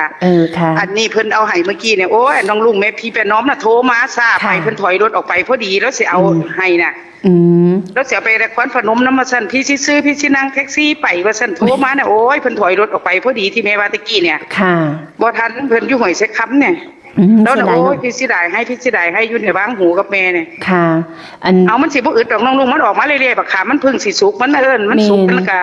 มันแดดจังซี่มันบ่อึดบ่อยากดอกเนาะ แม่น เลยบอก ค่ะ พี่น้องว่าพรุ่งนี้ตลาดนัดน้องจะไปดูให้ตลาดนัดเจ้าสัวถ้ามันอันนี้มันไม่ถึง100ดอกพี่บ่ เมน ถ้าอาจารย์ซื้อมาก็ยัง60 70อันนี้เราบอกว่า80ถ้าว่าเหมาให้เกรดสัก60ซื้อ70นี่ก็ได้เพราะบักขามสวนเข้าไงลุง เมน เสียดายอยู่ เมนอันนี้อันเอาโน้ไป1 โล1แล้วที่เฮาไป1แล้วแม่ โอ้ เนาะ พี่น้องเสียดายจังว่าซั่นแล้วอยากเอาไปฝากญาติแล้วพร้อมมันก็ซื้อพร้อมแล้วว่านะ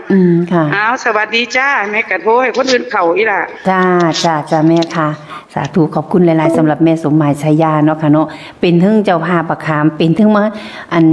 ซื้อเองห้อยเอง มัดเอง นักเลงพอ เอาไปแจกเองอีกต่างหากได้ตั้ง 2,000 กว่าชุดมานั่งเฮ็ดอยู่3 ท่านเนาะค่ะบ่ว่าสิเป็นต้องอนุโมทนาบุญนำสำหรับแม่ภาวนาบุญชื่นแม่ภาวนาบุญชื่นเนาะค่ะเนาะแล้วก็แม่สมหมายชัยยาเนาะค่ะแม่สมหมายชัยยาแล้วก็แม่สุภาพแก่นศรียาค่ะจิตอาสา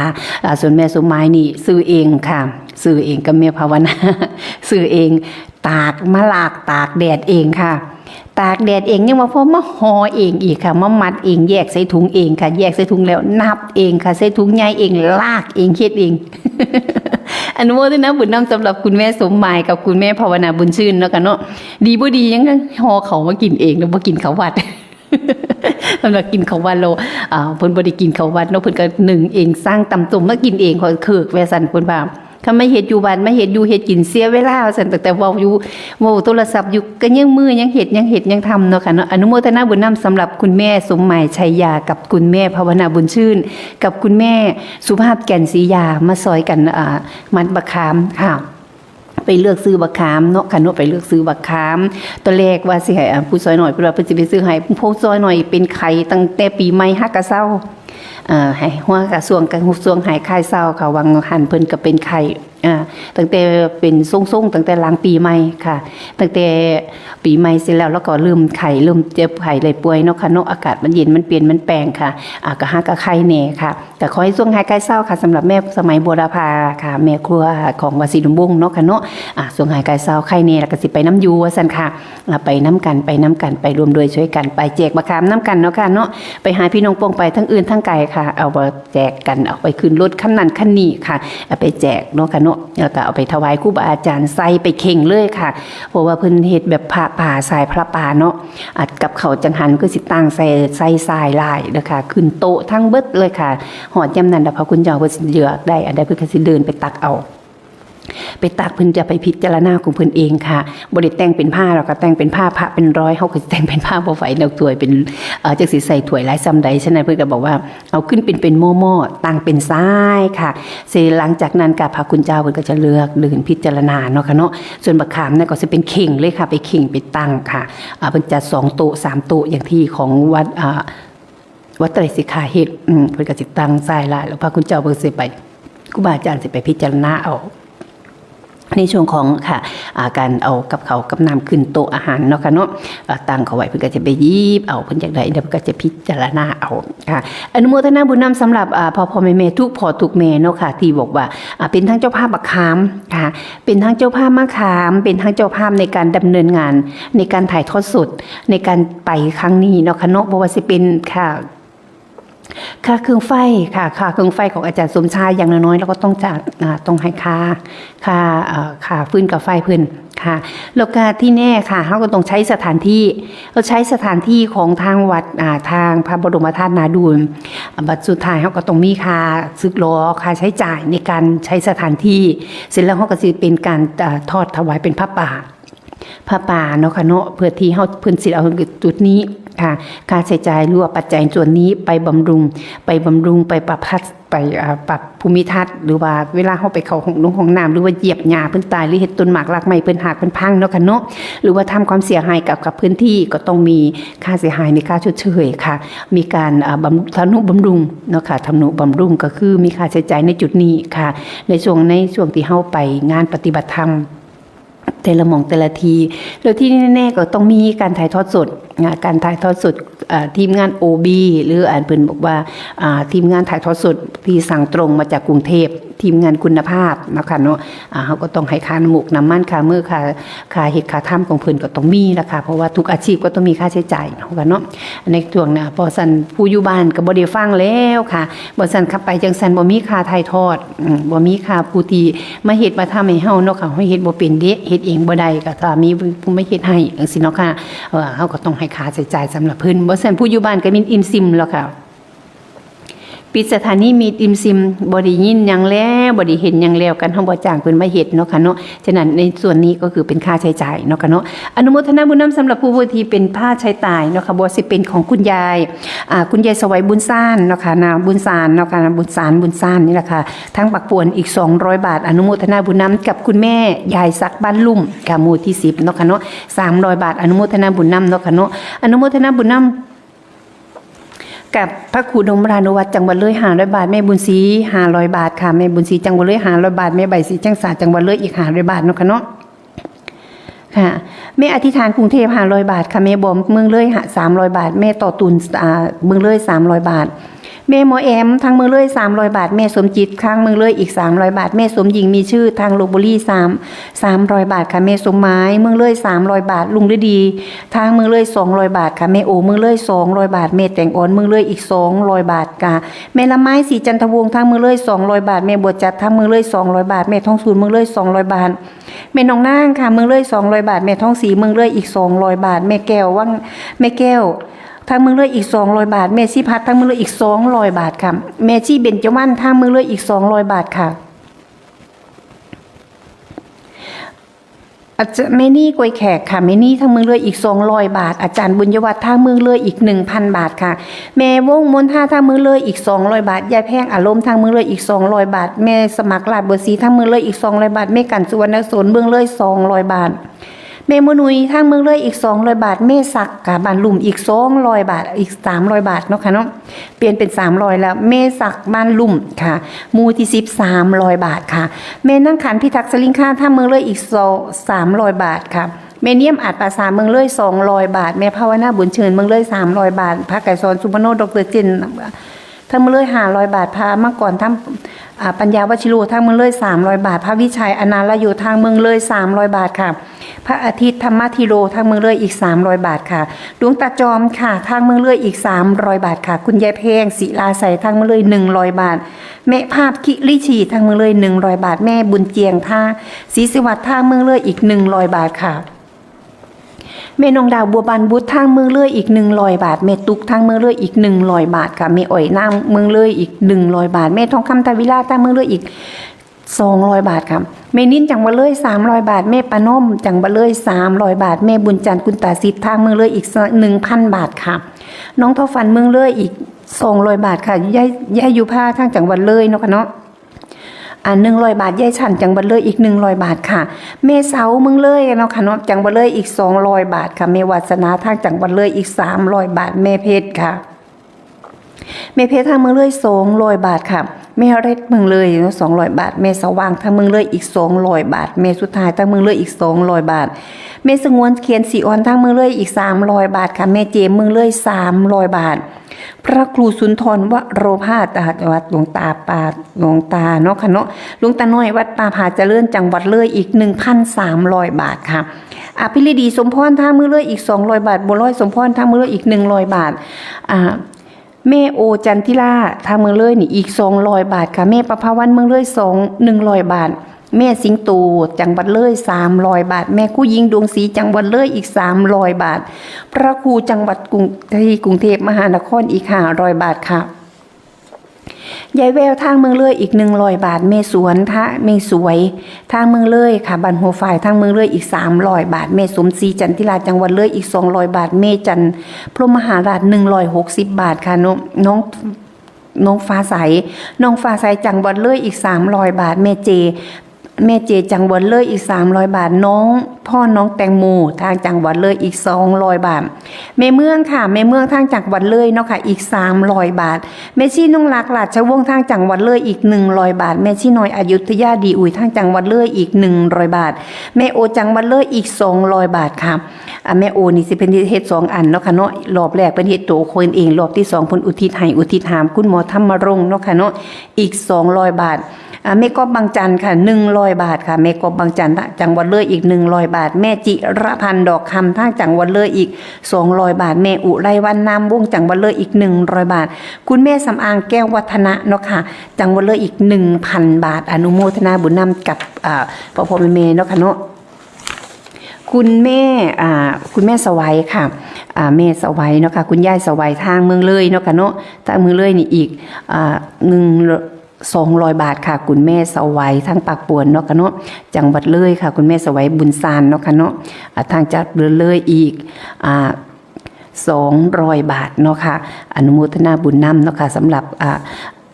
สำหรับผู้ที่เพิ่นมารวมเป็นเจ้าภาพนำกันเนาะค่ะในงานค่ะดำเนินงานการถ่ายทอดสดปฏิบัติธรรมเนาะค่ะเนาะที่ พระบรมธาตุนาดูลเนาะค่ะเนาะที่พระบรมธาตุนาดูลเนาะค่ะผู้ใดบอกว่าบ่ได้ไปอยากเป็นเจ้าภาพร่วมหรือว่าอยากสิไปซอยค่ะดำเนินงานดำเนินการในการใช้จ่ายในครั้งนี้อนุโมทนาบุญนำเนาะค่ะเนาะบอกว่าค่ะหรือว่าอยู่ไกลอยู่มอค่ะอยากมีส่วนร่วมค่ะก็อนุโมทนาบุญนำอย่างเช่นแม่สว่างเซนทุมูลแม่สว่างสนธิมูลค่ะเป็นก็บอกว่าอุดหนุน ก็เอามาให้กินฟรีๆแล้วเขาเอาไปขายพร้อมก็เลยอุดหนุนซื้อเขามารวมโดยช่วยกันอีก4กิโลเนาะค่ะเนาะอนุโมทนาบุญนำสำหรับเนาะค่ะเนาะสำหรับพ่อแม่ผู้ทุกคนที่เพิ่นเอามาเป็นเจ้าภาพร่วมกันเนาะค่ะอนุโมทนาบุญนำเนาะค่ะเนาะสำหรับค่ะสำหรับผู้ที่เพิ่นบอกว่าอยากไปค่ะอยากไปแล้วก็ประชาสัมพันธ์เนาะค่ะประชาสัมพันธ์ทางผู้ที่เพิ่นบอกว่าจับจองรถเนาะค่ะบอกว่าทางคณะของแม่ครูหญิงค่ะแม่ครูหญิงทางปากป่วนเนาะค่ะ9ที่นั่งคันนี้รถเต็มแล้วอาจจะขาดแค่1ที่นั่งสำหรับผู้ที่เพิ่นนั่งหน้าเนาะค่ะเนาะอาจจะเป็นพระคุณเจ้าหรือว่าเนาะค่ะอาจจะเป็นไผก็ได้ค่ะแล้วมาร่วมกันอยู่ที่วาสิโดโมอีกขั้นอีกเทื่อนึงคือเก่าเนาะค่ะคณะแม่สิงโตค่ะคณะแม่สิงโตนี่ยังเหลืออยู่2ที่นั่งแต่ก็บ่แน่ค่ะเนาะอาจจะเอาคุณแม่คุณแม่สำอางเขาไปน้ำพร้อมเป็นหมู่เป็นพวกกันเนาะค่ะเนาะไปใส่มาใส่สิได้ไปน้ำกันบ้านใกล้กันบ้านมอกันค่ะขั้นที่3ของแม่ใบค่ะทางมันลาดนี่12ที่นั่งแต่ใดคนขับรถแล้วคือคุณสมภพเนาะค่ะนะคุณสมภพคนขับรถเนาะค่ะทางวังเล่าทางเอราวัณค่ะทางวังทองนี่บรรลัดกับวังทองนี่มาขั้นเดียวกันค่ะแต่คนขับรถมาจากเอราวัณค่ะคือคุณสมภพทางส่วนของคณะของแม่ครูหญิงกับแม่สิงโตนี่บอกว่าให้อาจารย์หารถให้เนาะค่ะเดี๋ยวติดต่ออาจารย์อีกรอบนึงเนาะค่ะเนาะส่วนคณะของแม่ค่ะทางกุกสอพลงามเนาะค่ะเนาะของแม่ปี๊ดเนาะค่ะเนาะอันนี้ก็10ท่านพอดีเต็มแล้วให้อาจารย์หารถให้อาจารย์ค่ะจะให้อาจารย์เป็นคนจัดรถให้สำหรับทางทีมงานของกุกสอพลงามเนาะค่ะอันนี้ก็เต็มแล้วคณะของแม่โตค่ะคณะของแม่โตนี่ยังไม่มีการประสานงานว่าบ่แน่เนาะค่ะเนาะเพราะว่าทางแม่โตนี่ก็สิมีแม่โมเอมกับน้องทอฟันค่ะน้องทอฟันเนาะค่ะว่าสิหารถเองหรือว่าสิให้ครูบาอาจารย์หารถให้เดี๋ยวถ้าฟังจากครูบาอาจารย์อีกรอบนึงเนาะค่ะทางน้อยนาคณะของแม่แต้มค่ะคณะน้องของแม่แต้มนี่เพิ่นบ่แน่ใจว่าเพิ่นสิติดต่อครูบาอาจารย์หรือยังแต่ว่าบอกว่ารถเต็มแล้วทีมคณะของบ้านน้อยนาอันนี้ก็ทีมนึงต่างหากเนาะค่ะคณะของบ้านบุงสลายค่ะบ้านบุงสลายคณะทีมค่ะทีมของแม่สมหมายชัยยาเนาะค่ะเนาะอันนี้ก็แล้วแต่ครูบาอาจารย์สิจัดให้เพิ่นบอกว่าทางของเพิ่นได้อยู่แล้ว8หรือ9ที่นั่งค่ะ8หรือ9ที่นั่งนี่ล่ะทางคณะของบ้านบุงสลายเนาะค่ะเนาะก็สิมีคณะของแม่สมหมายนี่ก็ประมาณ8หรือ9ที่นั่งรวมทั้งแม่หมอประนอมพร้อมกับแม่สว่างสุนทรีมูลค่ะเพิ่นรวมกันไว้สำหรับทีมงานของเพิ่นเนาะค่ะเนาะอันนี้ก็ทีมของขั้นที่7ค่ะส่วนขั้นที่8ของบุ๋มม่วงนี่ทีมของแม่ครัวค่ะทีมของแม่ครัวนี่บุงม่วงค่ะย้ายจากขั้นที่13มาเป็นขั้นที่8มาเป็นทีมที่8เนาะค่ะเนาะบุงม่วงทีมของแม่ครัวจะเป็นทีมของบุงม่วงค่ะบุงม่วงนี่เต็มแล้วคือกันค่ะ10ที่นั่งค่ะ10ที่นั่งนี่เต็มค่ะเต็มแล้วเรียบร้อยเนาะค่ะนะแต่ว่าเดี๋ยวให้อาจารย์จัดต้นให้เดี๋ยวสิบอกอาจารย์อีกรอบนึงเนาะค่ะว่าทีมของบุงม่วงค่ะทีมของแม่ตึงค่ะขั้นที่1เต็มแล้วเรียบร้อยค่ะเพิ่นบอกว่าเดี๋ยวขั้นที่2นี่กำลังหาอยู่ว่าสิเต็มบ่เต็มหรือว่าสิไปหรือสิกลับจังใดคณะของแม่ตึงนี่เป็นที่9ทางสับเจริญ10 11นี่ทางสับเจริญนี่ก็เต็มแล้วคือกันค่ะเพราะว่าสิเป็นทีมของคณะแม่ครัวจัดทีมจัดอาสาเนาะค่ะทีมครัวอาสาค่ะทางสับเจริญเนาะค่ะเนาะนำทีมโดยพ่อผู้ใหญ่สมจิตกับคุณแม่งาพอแล้วก็ทีมงานกับแม่ครัวกับแม่ดวงกับแม่ติ๊กค่ะเพิ่นก็สิไปเป็นแม่ครัวรักเนาะค่ะตำส้มแซ่บๆติดอกติดใจตำส้มกับแกงหน่อไม้ส้มเพิ่นแกงหน่อไม้ส้มใส่ไก่บ่แม่นแกงไก่ใส่หน่อไม้ส้มบ่แม่นแกงหน่อไม้ส้มใส่ไก่ก็แซ่บรสชาติโอเคใช้ได้เลยค่ะทีมงานของทางสับเจริญเนาะค่ะส่วนทีมงานของแม่สุดท้ายค่ะแม่สุดท้ายกับแม่โอกับแม่สุดท้ายนี่ก็สิเป็นอีกทีมนึงทีมคันที่12อันนี้ก็บอกว่าเดี๋ยวให้อาจารย์หารถให้เนาะค่ะทีมของ12คันค่ะ12คันเนาะค่ะเนาะส่วนบักขามบานของเฮาอาจจะต้องได้ใช้รถต่างหากค่ะเพราะว่ามันหลายต้องใช้รถต่างหากบ่สามารถที่แย่งกันได้อาจจะเยียดกันนะคะอาจจะเป็นอีกรถคันหนึ่งเนาะค่ะเนาะแล้วก็ทาง ทีมงานของครูบาอาจารย์เนาะค่ะอันนี้ก็คืออยู่ที่12 คัน12 คันเนาะค่ะเนาะตอนแรกเนาะค่ะลืมทีมที่8บุงม่วงนี่ย้ายจากทีมที่13มาอยู่ที่คันที่8ไปทีมที่18เนาะค่ะเนาะอนุโมทนาบุญนำสำหรับพ่อแม่ค่ะผู้ใดจะเป็นหัวหน้าทีมปรึกษาหารือกันเพื่อที่ได้ให้เบอร์แจกเบอร์รถคนขับรถเนาะค่ะเนาะผู้โดยสารกับคนขับรถค่ะจะได้ติดต่อประสานงานกันเนาะค่ะว่ารถนี่จอดอยู่ไสค่ะเพราะว่าเวลาเลิกงานแล้วโอ้ยรถมันหลายเด้ค่ะถึงรถบัสพร้อมถึงรถตู้พร้อมเนาะค่ะทั้งเพิ่นแน่ทั้งตู้เฮา ทั้งเพิ่นนำทั้งตู้พร้อมเนาะค่ะเพราะว่าสิไปทั้งหลายพอกันเนาะว่างานปฏิบัติธรรมนะก่อนไปก็ไปทันค่ะแต่เวลาเลิกงานตีแบบนี้ คนมันหลายเนาะค่ะหลุดกันหลายคนกันหลายค่ะก็ต้องจัดนัดแนะกันให้ดีจอดบางนี้ห้ามบางนี้เด้อสิค่ะจอดบางนี้ค่ะจอดอยู่ไกลๆโลคือหาพอเอาออกมาเอาพอรถไปใส่รถหายนะคะแล้วก็แลกเบอร์กันไว้พร้อมค่ะแลกเบอร์กันได้พร้อมจับกลุ่มกันไว้นำเนาะค่ะหอยามแล้วก็สิได้ไปกันเป็นกลุ่มเป็นก้อนเป็นทีมบ่ซั่นแล้วเฮ็ดจังได๋ล่ะพอนี้ปุ๊บเราหากันบ่พอเนาะค่ะเนาะก็มืออาชีพอยู่แล้วล่ะสำหรับเนาะค่ะสำหรับทีมงานเนาะค่ะทีมของเฮาที่เฮาไปประพฤติปฏิบัติธรรมเนาะค่ะในการปฏิบัติธรรมครั้งยิ่งใหญ่การปฏิบัติธรรมครั้งยิ่งใหญ่สำหรับพระบรมธาตุนาดูลในครั้งนี้เนาะค่ะอนุโมทนาบุญนำสำหรับทุกพ่อทุกแม่ค่ะไปร่วมบุญครั้งยิ่งใหญ่น้ำกันเดี๋ยวสิโทรติดต่อให้เด้อค่ะคุณยายค่ะคุณยายคุณค่ะสำหรับคุณยายเดี๋ยวสิโทรติดต่อให้เด้อค่ะคุณยายสวัยค่ะสวัสดีจ้ะยายชัน วันนี้จ้าน้องลุง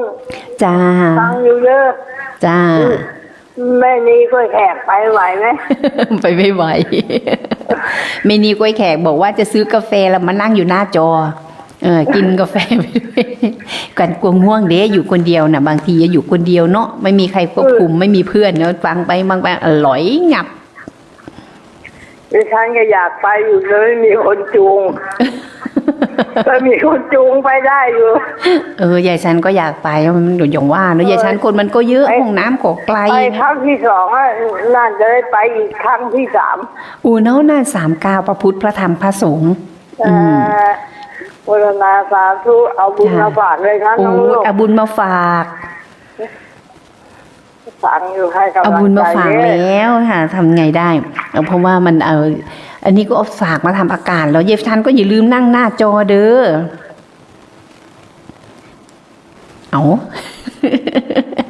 เขาบอกกับบุญมาฝากแล้วมีอิ่มซิมเนี่ยยายชันน่ะมีอิ่มซิมไปบ่ลามาบ่บอกกันอีกแล้วยายพันหรือจังใดนี่ค่ะอาสาธุยายชันอนุโมทนาบุญนำสำหรับยายชันเนาะเอาบุญมาฝากในเด้อว่าซั่นค่ะเอาบุญมาฝากในเด้อสันค่ะสำหรับยายชันเอามาฝากยายชันเอามาฝากอยู่แล้วสำหรับยายชันเนาะเพราะว่าเอามาฝากสู่ผู้สู่คนละค่ะอาจารย์วิกสิทายทอดสดลิงก์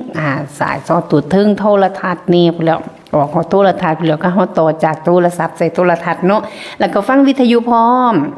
ฟังหอดวิทยุพร้อมพู้นแล้วค่ะฟังนำกันไปนำกันบ่ได้ไปก็นึกภาพบรรยากาศพอเคยไปมาแล้วเนาะเคยไปมาแล้วกับบรรยากาศของเฮาก็ไปหลับตานึกไปว่าเพื่อนเทศองค์ใดว่าเพื่อนมานั่งมองใดมองนั้นก็ได้ไปแล้วมองนี้ก็ได้มาแล้วจังซี่นะคะอนุโมทนาบุญนำกันสำหรับ สำหรับพ่อแม่เนาะอนุโมทนาบุญหลายๆค่ะสำหรับคุณยายศักดิ์ค่ะบ้านลุ่มยายไปบ่ได้เด้อแต่ว่ายายฝากปัจจัยอยู่ค่ะตามความประสงค์ค่ะคุณยายตามความประสงค์ค่ะส่วนหนึ่งก็จะเป็นงานป่าที่ถอดผ้าป่าน้ำพื้น100เนาะกันเนาะอีกส่วนหนึ่งก็จะเป็นค่าถ่ายทอดสดว่าซั่นค่ะได้จากคุณยายค่ะถ่ายทอดสดเนาะอยู่บ้านก็ได้ฟังได้เบิ่งได้เห็นค่ะส่วนนึงเนาะค่ะก็สิเป็นการห่มผ้าประทาดค่ะอนุโมทนาสาธุคุณยายอยู่บ้านเวลาเพิ่นอันนี้ปุมกะสาธุเอาเด้อค่ะเด้อค่ะคุณยายค่ะสำหรับคุณยายทุกยายเนาะค่ะสำหรับคุณยายภาพกิริชีไปบ่ได้มาบ่ได้เป็นยมลูกเก่าลูก10ก็อนุโมทนาบุญนำนะคะยายสะอานค่ะยายสะอานคุณยายแต่งโอนนางเฝ้าหน้าจอเนาะค่ะเนาะหรือว่ายายนี่ค่ะแม่นี่กล้วยแขกบอกว่าแม่อีกินกาแฟแม่สิกินกาแฟนางถาเบิ่งคักๆว่าซั่นค่ะเอาบุญมาฝากแจกจ่ายยายปานกันค่ะแม่เพิ่นบอกว่าบุญนี่บ่มีไผปันแจกแต่ว่าครูบาอาจารย์พระครูดมวรานุวัตรอาจารย์สมบัติเอาบุญมาแจกมาจ่ายยายปันแจกจ่ายยายปันพี่น้องปองปายของเฮาทุกผู้ทุกคนลูกศิษย์ลูกหา ค่ะผู้ดีเป็นกำลังจิตกำลังใจค่ะ จัดงานบ่ได้ถ้าบ่มีผู้แรงสนับสนุนจากญาติธรรมเบียร์น้อยหอยน้อยของเฮานี่ล่ะค่ะเงินหาเงิน10ของเฮานี่ล่ะค่ะเพราะเฮาบ่มีเจ้าภาพหลักที่ว่าเป็นเงินหมื่นเงินแสนของเพิ่นเนาะคันวาสนาเฮาน้อย วาสนาน้อยเป็นหอยตำขาดเราก็จะเฮ็ดไปตามภาษาเฮานี่แหละค่ะแต่ว่าเงินหาเงิน10นี่ราคาที่มันสร้างประเทศชาติสร้างบ้านสร้างเมืองสร้างโบสถ์ราคา10ล้าน20ล้านว่าสิดมวงกันย้อนเงินหาเงิน10เงิน100เงินพันเฮานี่ล่ะค่ะบ่มีเงินหมื่นเงินแสนเงินล้านมาแต่ไสมาซอยสร้างดอกค่ะเฮาก็มาสร้างเองแปลงเองด้วยใจประสงค์สร้างกลางดงกะว่าทุ่งนี่ล่ะค่ะหมดนี่ล่ะค่ะหมดเพิ่งเฮานี่ล่ะค่ะน้ำลายก่อนละก่อนแล้วก่อนต่อกันไปก็สิเป็นเฮือนหลังใหญ่ก็สิเป็นตั้งแต่ปวกแท้ๆเนาะค่ะเนาะเฮ็ดซุมื้อน้ำลายตอนน้ำลายก็ยังเป็นจอมปลวกอันบักใหญ่เนาะค่ะเนาะบ่มีผู้ใดไปเฮ็ดให้เด้อค่ะแต่ว่ามีตั้งแต่เฮาเฮ็ดกันเองเท่านั้นก็งานปฏิบัติธรรมในครั้งนี้ก็ต้องขออนุโมทนาบุญนำทุกพ่อทุกแม่ค่ะต้องทราบซึ้งใจค่ะทราบซึ้งใจอยู่ค่ะเนาะว่าจะบอกว่าครูบาอาจารย์บอกว่าสิไปมองหันสิไปมองนี้แต่ละผู้แต่ละคนไปบ่ได้มาบ่ได้ก็เกาะห้อยเกาะแขวนค่ะผู้ใดไปได้ก็ไปค่ะซ้ำไปได้ซ้ำแข็งราคาดีค่ะก็ฟ้าวไปเอาแต่ว่าผู้ลางคนเพิ่นบอกว่าเฮ็ดจังได๋ล่ะยามมาสังคันสวยคันกระบวยกันนำมือกิ้วแล้วก็เอาตามสภาพเนาะค่ะเนาะแต่อย่างน้อยๆเฮาก็เคยไปมาแล้วมองใดครูบาอาจารย์พาไปเฮาก็เคยไปมาแล้วปฏิบัติธรรมมองใดเนาะค่ะเนาะทอดเทียนเก่าวัด10วัดเฮาก็ไปมาแล้วเฉลิมพระเกียรติมองใดเฮาก็ไปมาแล้วฟังเทศน์สวดแจงมองใดเฮาก็ไปมาแล้วค่ะวันพอมองใดอันยิ่งใหญ่มโหฬารคนเป็นหมื่นเป็นแสนอยู่วัดจนว่าโรงเรียนชุมชนค่ะจนโรงเรียนชุมชนวังสะพุงแตกใหม่เฮาก็ไปมาแล้วเฮาก็เฮ็ดมาแล้วเนาะค่ะฝนตกกะแข่งน้ำแกงกะลอยเฮาก็ไปมาแล้วค่ะหรือว่าไปในช่วงของทวงทีครูบาอาจารย์พาเฮ็ดบุญจังหวัดเลยนะคะฝนตกปานใดฟ้าห้องปานใดจนว่าเต้นหือจนว่าแผงไฟลมเฮาก็สู้มาแล้วเนาะค่ะเนาะเฮาต่อสู้ลิ้นล้นกันมาจนฮอดมื้อนี้แล้วค่ะหลายผู้หลายคนหลายพ่อหลายแม่ไปนางตากฝนนางตากหมอกจนว่าหัวเปียกจนเป็นไข้เป็นหวัดเฮาก็บ่เคยย่อท้อเฮาก็พอผ่านพ้นมาแล้วเฮาก็ไปมาแล้วค่ะในช่วงที่เฮาไปบ่ได้ค่ะคุณยายนึกถึงในช่วงตอนที่เฮาไปได้เป็นกำลังจิตกำลังใจค่ะเป็นเสบียงบุญเป็นกำลังใจให้เฮาอยู่บ้านอยู่เฮือนเนาะค่ะเนาะใส่บาตรหยาดน้ำยังมื้อเช้ามื้อแลงค่ะสวดมนต์ไหว้พระใดผู้ลางคนบอกว่าโอ้ยสั่นค่ะแต่กี้แม่ก็ไปใส่มาใส่บ่ได้แล้วได้ยินแต่เสียงเพิ่นสวดมนต์นำวิทยุแม่ก็อ่านหนังสือบ่ออกเนาะจำมื้อละโต2โตจนเดี๋ยวนี้แม่สวดมนต์ได้ครูบาอาจารย์พาสวดบ่ได้โอ้ยมีบ่สิสวดบ่ได้เนาะ มีบ่สิสวดบ่ได้แม่นบ่ค่ะก็อนุโมทนาบุญนำสำหรับคุณยายๆผู้ลางคนกินตายน้ำธรรมะก็มีเนาะค่ะเนาะยังอยู่บ้านนั่นล่ะอยู่บ้านคุณยายท่านนึงเพิ่นโอ้ยมากหลายค่ะมากอาจารย์พระครูสวัสดีจ้ะคุณยายชาญไปเติมเงินมาแล้วติ อีปีนั้นน้องลงไปนั่นที่นั่งฝนตกน้ำไหลท่วมไป โอ้ยหนูน่ะวิ่ง พนมอ่ะ โอ้ยไปโอ้ ฝนตกแล้ววิ่ง เปียกหมดข้าวผ่อนตะกร้าในตะกร้าในตะเกียบเปียกหมดอย่างนั่งกัน เนาะหนูน่ะไปยายจำได้อยู่ จำได้หนูก็ไปตอนนั้นหนูยังไม่ได้หนูยังเป็นเด็กๆอยู่เลยยังวิ่งน้ำเต็นท์อยู่เลยจำได้อยู่เนาะจำได้นมสาธุโอ้สาธุเนาะยายเนาะคนก็เยอะเนาะฝนก็ตกเนาะเปียกหมดตกเปียกหมดอาจารย์ก็มายืนเดินตามนำกันเอ้าไปอีกแล้ว ยายฉันยายฉันยายฉันนี่อยู่คุยเสร็จปุ๊บไปปั๊บเลยยายฉันไม่ได้ลากันเลย ปีนั้นเนาะค่ะไปพระธาตุพนมประทับอกประทับใจฝนตกโอ้ยค่ะพากันนางตากฝนแต่ปันกับโยโทสวัสดีค่ะคุณยายแตงอ่อนได้ไปน้ำกันบ่คุณยายแตงอ่อนปีนั้นโอ้ยเจมันคักมันเขียนซะต้องฟังไปแห่งตั้งแต่อันนี้ไปเชื่อพิคักแน่ซะเด้อไปมองใดเพิ่นเบาขึ้นมากกับมองใดค่อยบ่ได้ไป1,100 1,200ก็ไปเนาะเมียนอยู่ค่ะว่าไปแต่จะไปเพื่อกันคักกันแน่สักคำพวกแม่ทุ่งสีตะกี้นะโอ้จะไปคัดไปแน่ไปกันทั้งมันตื่นสวยโพดค่ะก็สิได้ตื่นสวยนั่นมันตื่นนั่นบ่เป็น40กว่าแล้วติโอ้ค่ะจึงค่อยได้ตื่นโอ้ยจังได้กี้มันเฮ็ดหยังอยู่สันเดเอาตะกี้บ่มีครูบาอาจารย์พาไปเด้แม่ ตั้งแต่กี้มันค้าเนี่ยเลี้ยงลูกเลี้ยงเต่าอยู่เตะเขาใหญ่เบิดแล้วจังค่อยได้ไปนะ เอามาตะกี้บันตะกี้อัน ไปแน่ก็ ตั้งแต่ตะกี้นั่นบ่มีผู้ใดพาเฮ็ดพาทำอาจารย์ประครูอาจารย์ จ้ะ อาจารย์สมบัติพาเฮ็ดเป็นเจ้าแรก เริ่มเรียกกับพระอาจารย์นั่นล่ะ แม่น พระเฮ็ด ค่ะ จ้ะ อาจารย์สมบัติ ไหว้พระกับเจ้าไปน้ำพระอาจารย์นั่น แม่ ล่ะเพิ่น น จ้ะ ตะกี้ คัน นั่น บ่มันเขาไปหันละแม่เราเลี้ยวพร้อมเท่านั้นล่ะคือจังคำพระเจ้าฟักลาบอยู่ซุมื้อนี่ล่ะ ค่ะ คันสิเว้าให้เขาเจ้ากับเขาเจ้านี่เขาเจ้าว่าให้ สาว่าเขาวัดเมื่อวานนี่สิสั่งสิมาบอกให้ญาติเขาเจ้าว่านะ แม่นอยู่ค่ะแม่ตะกี้เนาะโอ้ยหอหอนเนาะหนู เขา ก็ เจ้าฟักลาบนะ ค่ะ ฟักลาบลุงบัดเดียวเลี้ยว3เที่ยนะงานเฮาสนับซุมื้อนี่นะ แม่นอยู่ค่ะเป็นฟังปอกๆๆๆเป็นเก่งอันกาพามากุมหัว อืม จังไดคือจังสิ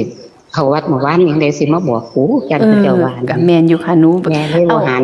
ว่าดอกว่าแต่เขาเจ้าเทศไป ไอ้แม่เสียบ่หนูไปอยู่บ้านเนาะหนูไปอยู่บ้าน4ปีแม่เชื่อมาหนูเนี่ยบ่เคยเข้าวัดบ้านเจ้าของวัดบ้านใดหนูก็บ่เคยไปหนูกราบพระอยู่บ้านหนูไปเห็นแล้วหนูว่ามันหนหวยมันหลนรวยนี่แม่อันกราบพระแล้วก็บ่ก้มหัวแม่กราบปกหัวก็บ่ก้ม พักกันกราบจังไดคือเฮ็ดจังซั่น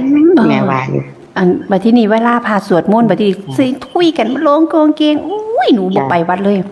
ค่ะหนูบ่ แม่กระโดด เห็นแล้วก็แบบ กระเดี่ยว บ่แม่นเจ้าของโพดเด้แม่ ไปแล้วมัน เพิ่นก็เจ้าว่าเป็นเจ้าเป็นช่วงที่เขาวัดเมื่อวานนี่ยันเขาเจ้าวางสินะ อันก่อนสำคัญเบิดสิวางสิโตมึงเกิดเมื่อวานนี่ว่าติกูเกิดมาตั้งโดดแล้วพุ่นแล้วก่อน เขา สำคั เจ้า ญ เว้าก็ยังว่าเขาเจ้าว่าให้ ค่ะ เอาฟังอยู่ จ้าค่ะ จ้า ค่ะแม่ค่ะ ฟังไปเท่าใดแห่งนี้มันจะอยากไปหั่นล่ะเพราะว่ามื้อเท่าใดมันยังอยากไปหั่นล่ะมันยังไปบ่ได้ ปวด อันนี้ผู้จูงไปว่านั่นก็สิเป็นภาระของเจ้าอีกละ ค่ะอย่าง พระเจ้าก็เสียเบิดอีกละให้นี่ตัวบ่สิบ่ได้หยังที่ละบัดทีนี้ แม่น ตาย ค่ะ ตายเฮ็ดจังได๋ซั่นน่ะ เดี๋ยวอยู่บ้านก็รู้ว่า จ้า ดังฟังเอานะคะ เอาเท่านั้นล่ะเด้อ จ้า จับแม่ฟังอยู่ ค่ะแม่แตงอ่อนค่ะแม่แตงอ่อนเด็ดขัดลำเนาะค่ะบอกโอ้ยตะกี้น่ะมองใดมองเฮาสิบ่ได้ไปเนาะค่ะเนาะสวัสดีค่ะแม่สิงโต สวัสดีจ้ะน้องลุงสวัสดีค่ะญาติธรรมทุกผู้ทุกคนสวัสดีจ้าคุณแตงอ่อน คันเว้าเรื่องไปแล้วม่วนเนาะแม่เนาะค่ะ คืออดีตเก่า แม่คิดฮอดอดีตเก่าค่ะ อันฟักประมาณยายชันเด้ยายชันไปนำกันก็ได้ แต่ให้อยู่พาไปน้ำเพราะว่าแม่สิงโตก็บ่มีโอกาสจูงหรอก อีกอย่างเนี่ยเพิ่นอายุหลายแล้วคนก็หลายบัดนี้ถ้าเป็นนี่ปุ๊บเราก็เกรงใจเนาะเพราะว่าบางครั้งบางคราวเนาะ ไปกันอยู่หั่นมันก็บ่ได้ไปปฏิบัติธรรมเพราะแนว ค่ะ อย่าฉันแกเข้าไปไม่ไหวหรอกแกก็อยากจะไปแต่ก็อย่างว่าเนาะค่ะเนาะก็เนาะมันก็อย่างว่าแหละค่ะ อันยักไปก็เอายุพาไปนำแม่รถที่นางก็บ้างส่งที่นางอยู่จ้า ฟังอยู่เด้อบ่ยายชันฟังอยู่เด้อ อย่าฉันฟังอยู่ค่ะ ยายชันเว้าอยู่นะคิดฮอดอยู่มื้อเช้านี้ก็โทรหาอยู่ก็บ่มีผู้รับก็ล่ะ โอ้ค่ะ โทรศัพท์แกคือเบิ่งส่งสิมีปัญหาค่ะเพราะโทรไปสักพักมันตัดค่ะ จ้าคัน จ้า ยุพาไปก็ให้ลูกพาไปเด้อคุณแม่เด้อที่นาง ค่ะ บ้างส่งที่นางจ้า จ้าค่ะ ที่ได้ไปฮับเอา ค่ะกันจะไปน้ำกันเราก็อยากไปเนาะค่ะจ้า สวัสดีจ้าน้องลู ค่ะ ก ค่ะสวัสดีค่ะจากแม่สิงโตเนาะยายฉันมาอีกแล้วยายฉันเติมเงินมาแล้วติ แม่โตอยู่พาเราไม่ได้เขาเฝ้าไม่ยาเขาติดเตียง อยู่พาไปไม่ได้เฝ้าไม่ย่าติดเตียง อืม ในชั้นยังเดินไม่เท้าถือไม่เท้ามีคนจูงมีไปได้อยู่ เขาบอกบอกเกอ เมื่ ร์ อวานนี้บอกอาจารย์ว่าแม่สิงโตมารับด้วยว่าครับ ไปไหวเลยอาจารย์มา ค่ะ ใจ ถ้า มั มี น คนจูงยังไปได้อยู่อีกชั้นน่ะ เออ ไม่มีคนจูง ค่ะกันจังหวาเนาะยายเนาะอยากไปเด้จังไดใจมันอยากไปเนาะยายค่ะอนุโมทนาสาธุ แม่สิงโตนี่ว่าเกษตรวิทย์เลิกไปแล้วเหรอ โอ้เกษตรวิทย์ดีค่ะเดี๋ยวถามให้เนาะเกษตรวิทย์ไปหรือยังเนาะบ่ไปนำกันบ่เกษตรวิทย์น่ะ เคยไปด้วยกันเนาะ เคยไปด้วยกันเนาะเกษตรวิทย์ก็ได้ค่ะจ้า ก่อนเขียนก็ จ้า รับไม่มีภาพเลย จ้าใช่ค่ะอาสาธุยายช้าหนูหมดเวลาแล้ว5 โมงแล้วจ้ามื้ออื่นโทรหาหนูใหม่เด้อ จ้ายายชันอนุโมทนาสาธุน้ำสำหรับคุณยายชันเนาะค่ะคุณยายชันหรือยายๆทุกคนนะคะอนุโมทนาสาธุน้ำสำหรับพ่อแม่ทุกพ่อทุกแม่เนาะค่ะที่ให้กำลังใจค่ะหรือว่าผู้ใดติดต่ออยากไปเดี๋ยวค่ำคืนนี้ฟังพ่อแม่ครูบาอาจารย์พระครูดมรานุวัตรอีกรอบนึงแจ้งข่าวสารประชาสัมพันธ์เนาะค่ะเนาะผู้ใดอยากไปติดต่อมีรถมีลาหรือยังค่ะบอกครูบาอาจารย์หรือสิให้เพิ่นจิตแต่งให้ตัดแต่งแบ่งปันหรือว่ามีรถมีลาเองกับประแจงประชาสัมพันธ์แจ้งครูบาอาจารย์อีกรอบนึงเนาะให้เพิ่นได้ฮู้เนาะค่ะว่าเฮาสิไปเองหรือว่าสิให้ครูบาอาจารย์จัดให้เนาะค่ะในค่ำคืนน้องในมื้อที่เฮาสิไปพระบรมธาตุนาดูลนํกันค่ะท้ายสุดท้ายต้องกราบขอบพระแม่ค่ะกราบขอบพระคุณพ่อแม่ครูบาอาจารย์พระครูดมรานุวัตรเจ้าวาดวัดศรีดมวงศ์ผู้อำนวยการสถานีวิทยุพระพุทธศาสนาเนาะค่ะเนาะที่ให้โอกาสมาเป็นสื่อกลางสื่อสารประชาสัมพันธ์ให้กับฮัลโหลปลูกข้าวกับพ่อแม่ญาติธรรมมาทำหน้าที่แทนช่วยพ่อแม่ครูบาอาจารย์เป็นจิตอาสาต้องกราบขอบพระคุณเจ้าค่ะขอขอบคุณหลายๆสำหรับพ่อแม่ญาติธรรมสุขุทุกคนที่ให้กำลังใจลูกๆหลานๆผู้เขามาทำรายการมาโทรให้กำลังใจนะคะเป็นสื่อสารหรือว่าฟังอยู่ให้กำลังใจก็ต้องกราบขอบพระคุณเจ้าค่ะด้วยกุศลผลบุญที่ลูกสร้างจงนำทางส่งดวงใจให้พ่อแม่ขอพุทธรัตนะช่วยดูแลส่งพ่อแม่สู่สวรรค์นิพพานเทินกราบนมัสการเจ้าค่ะสวัสดีค่ะ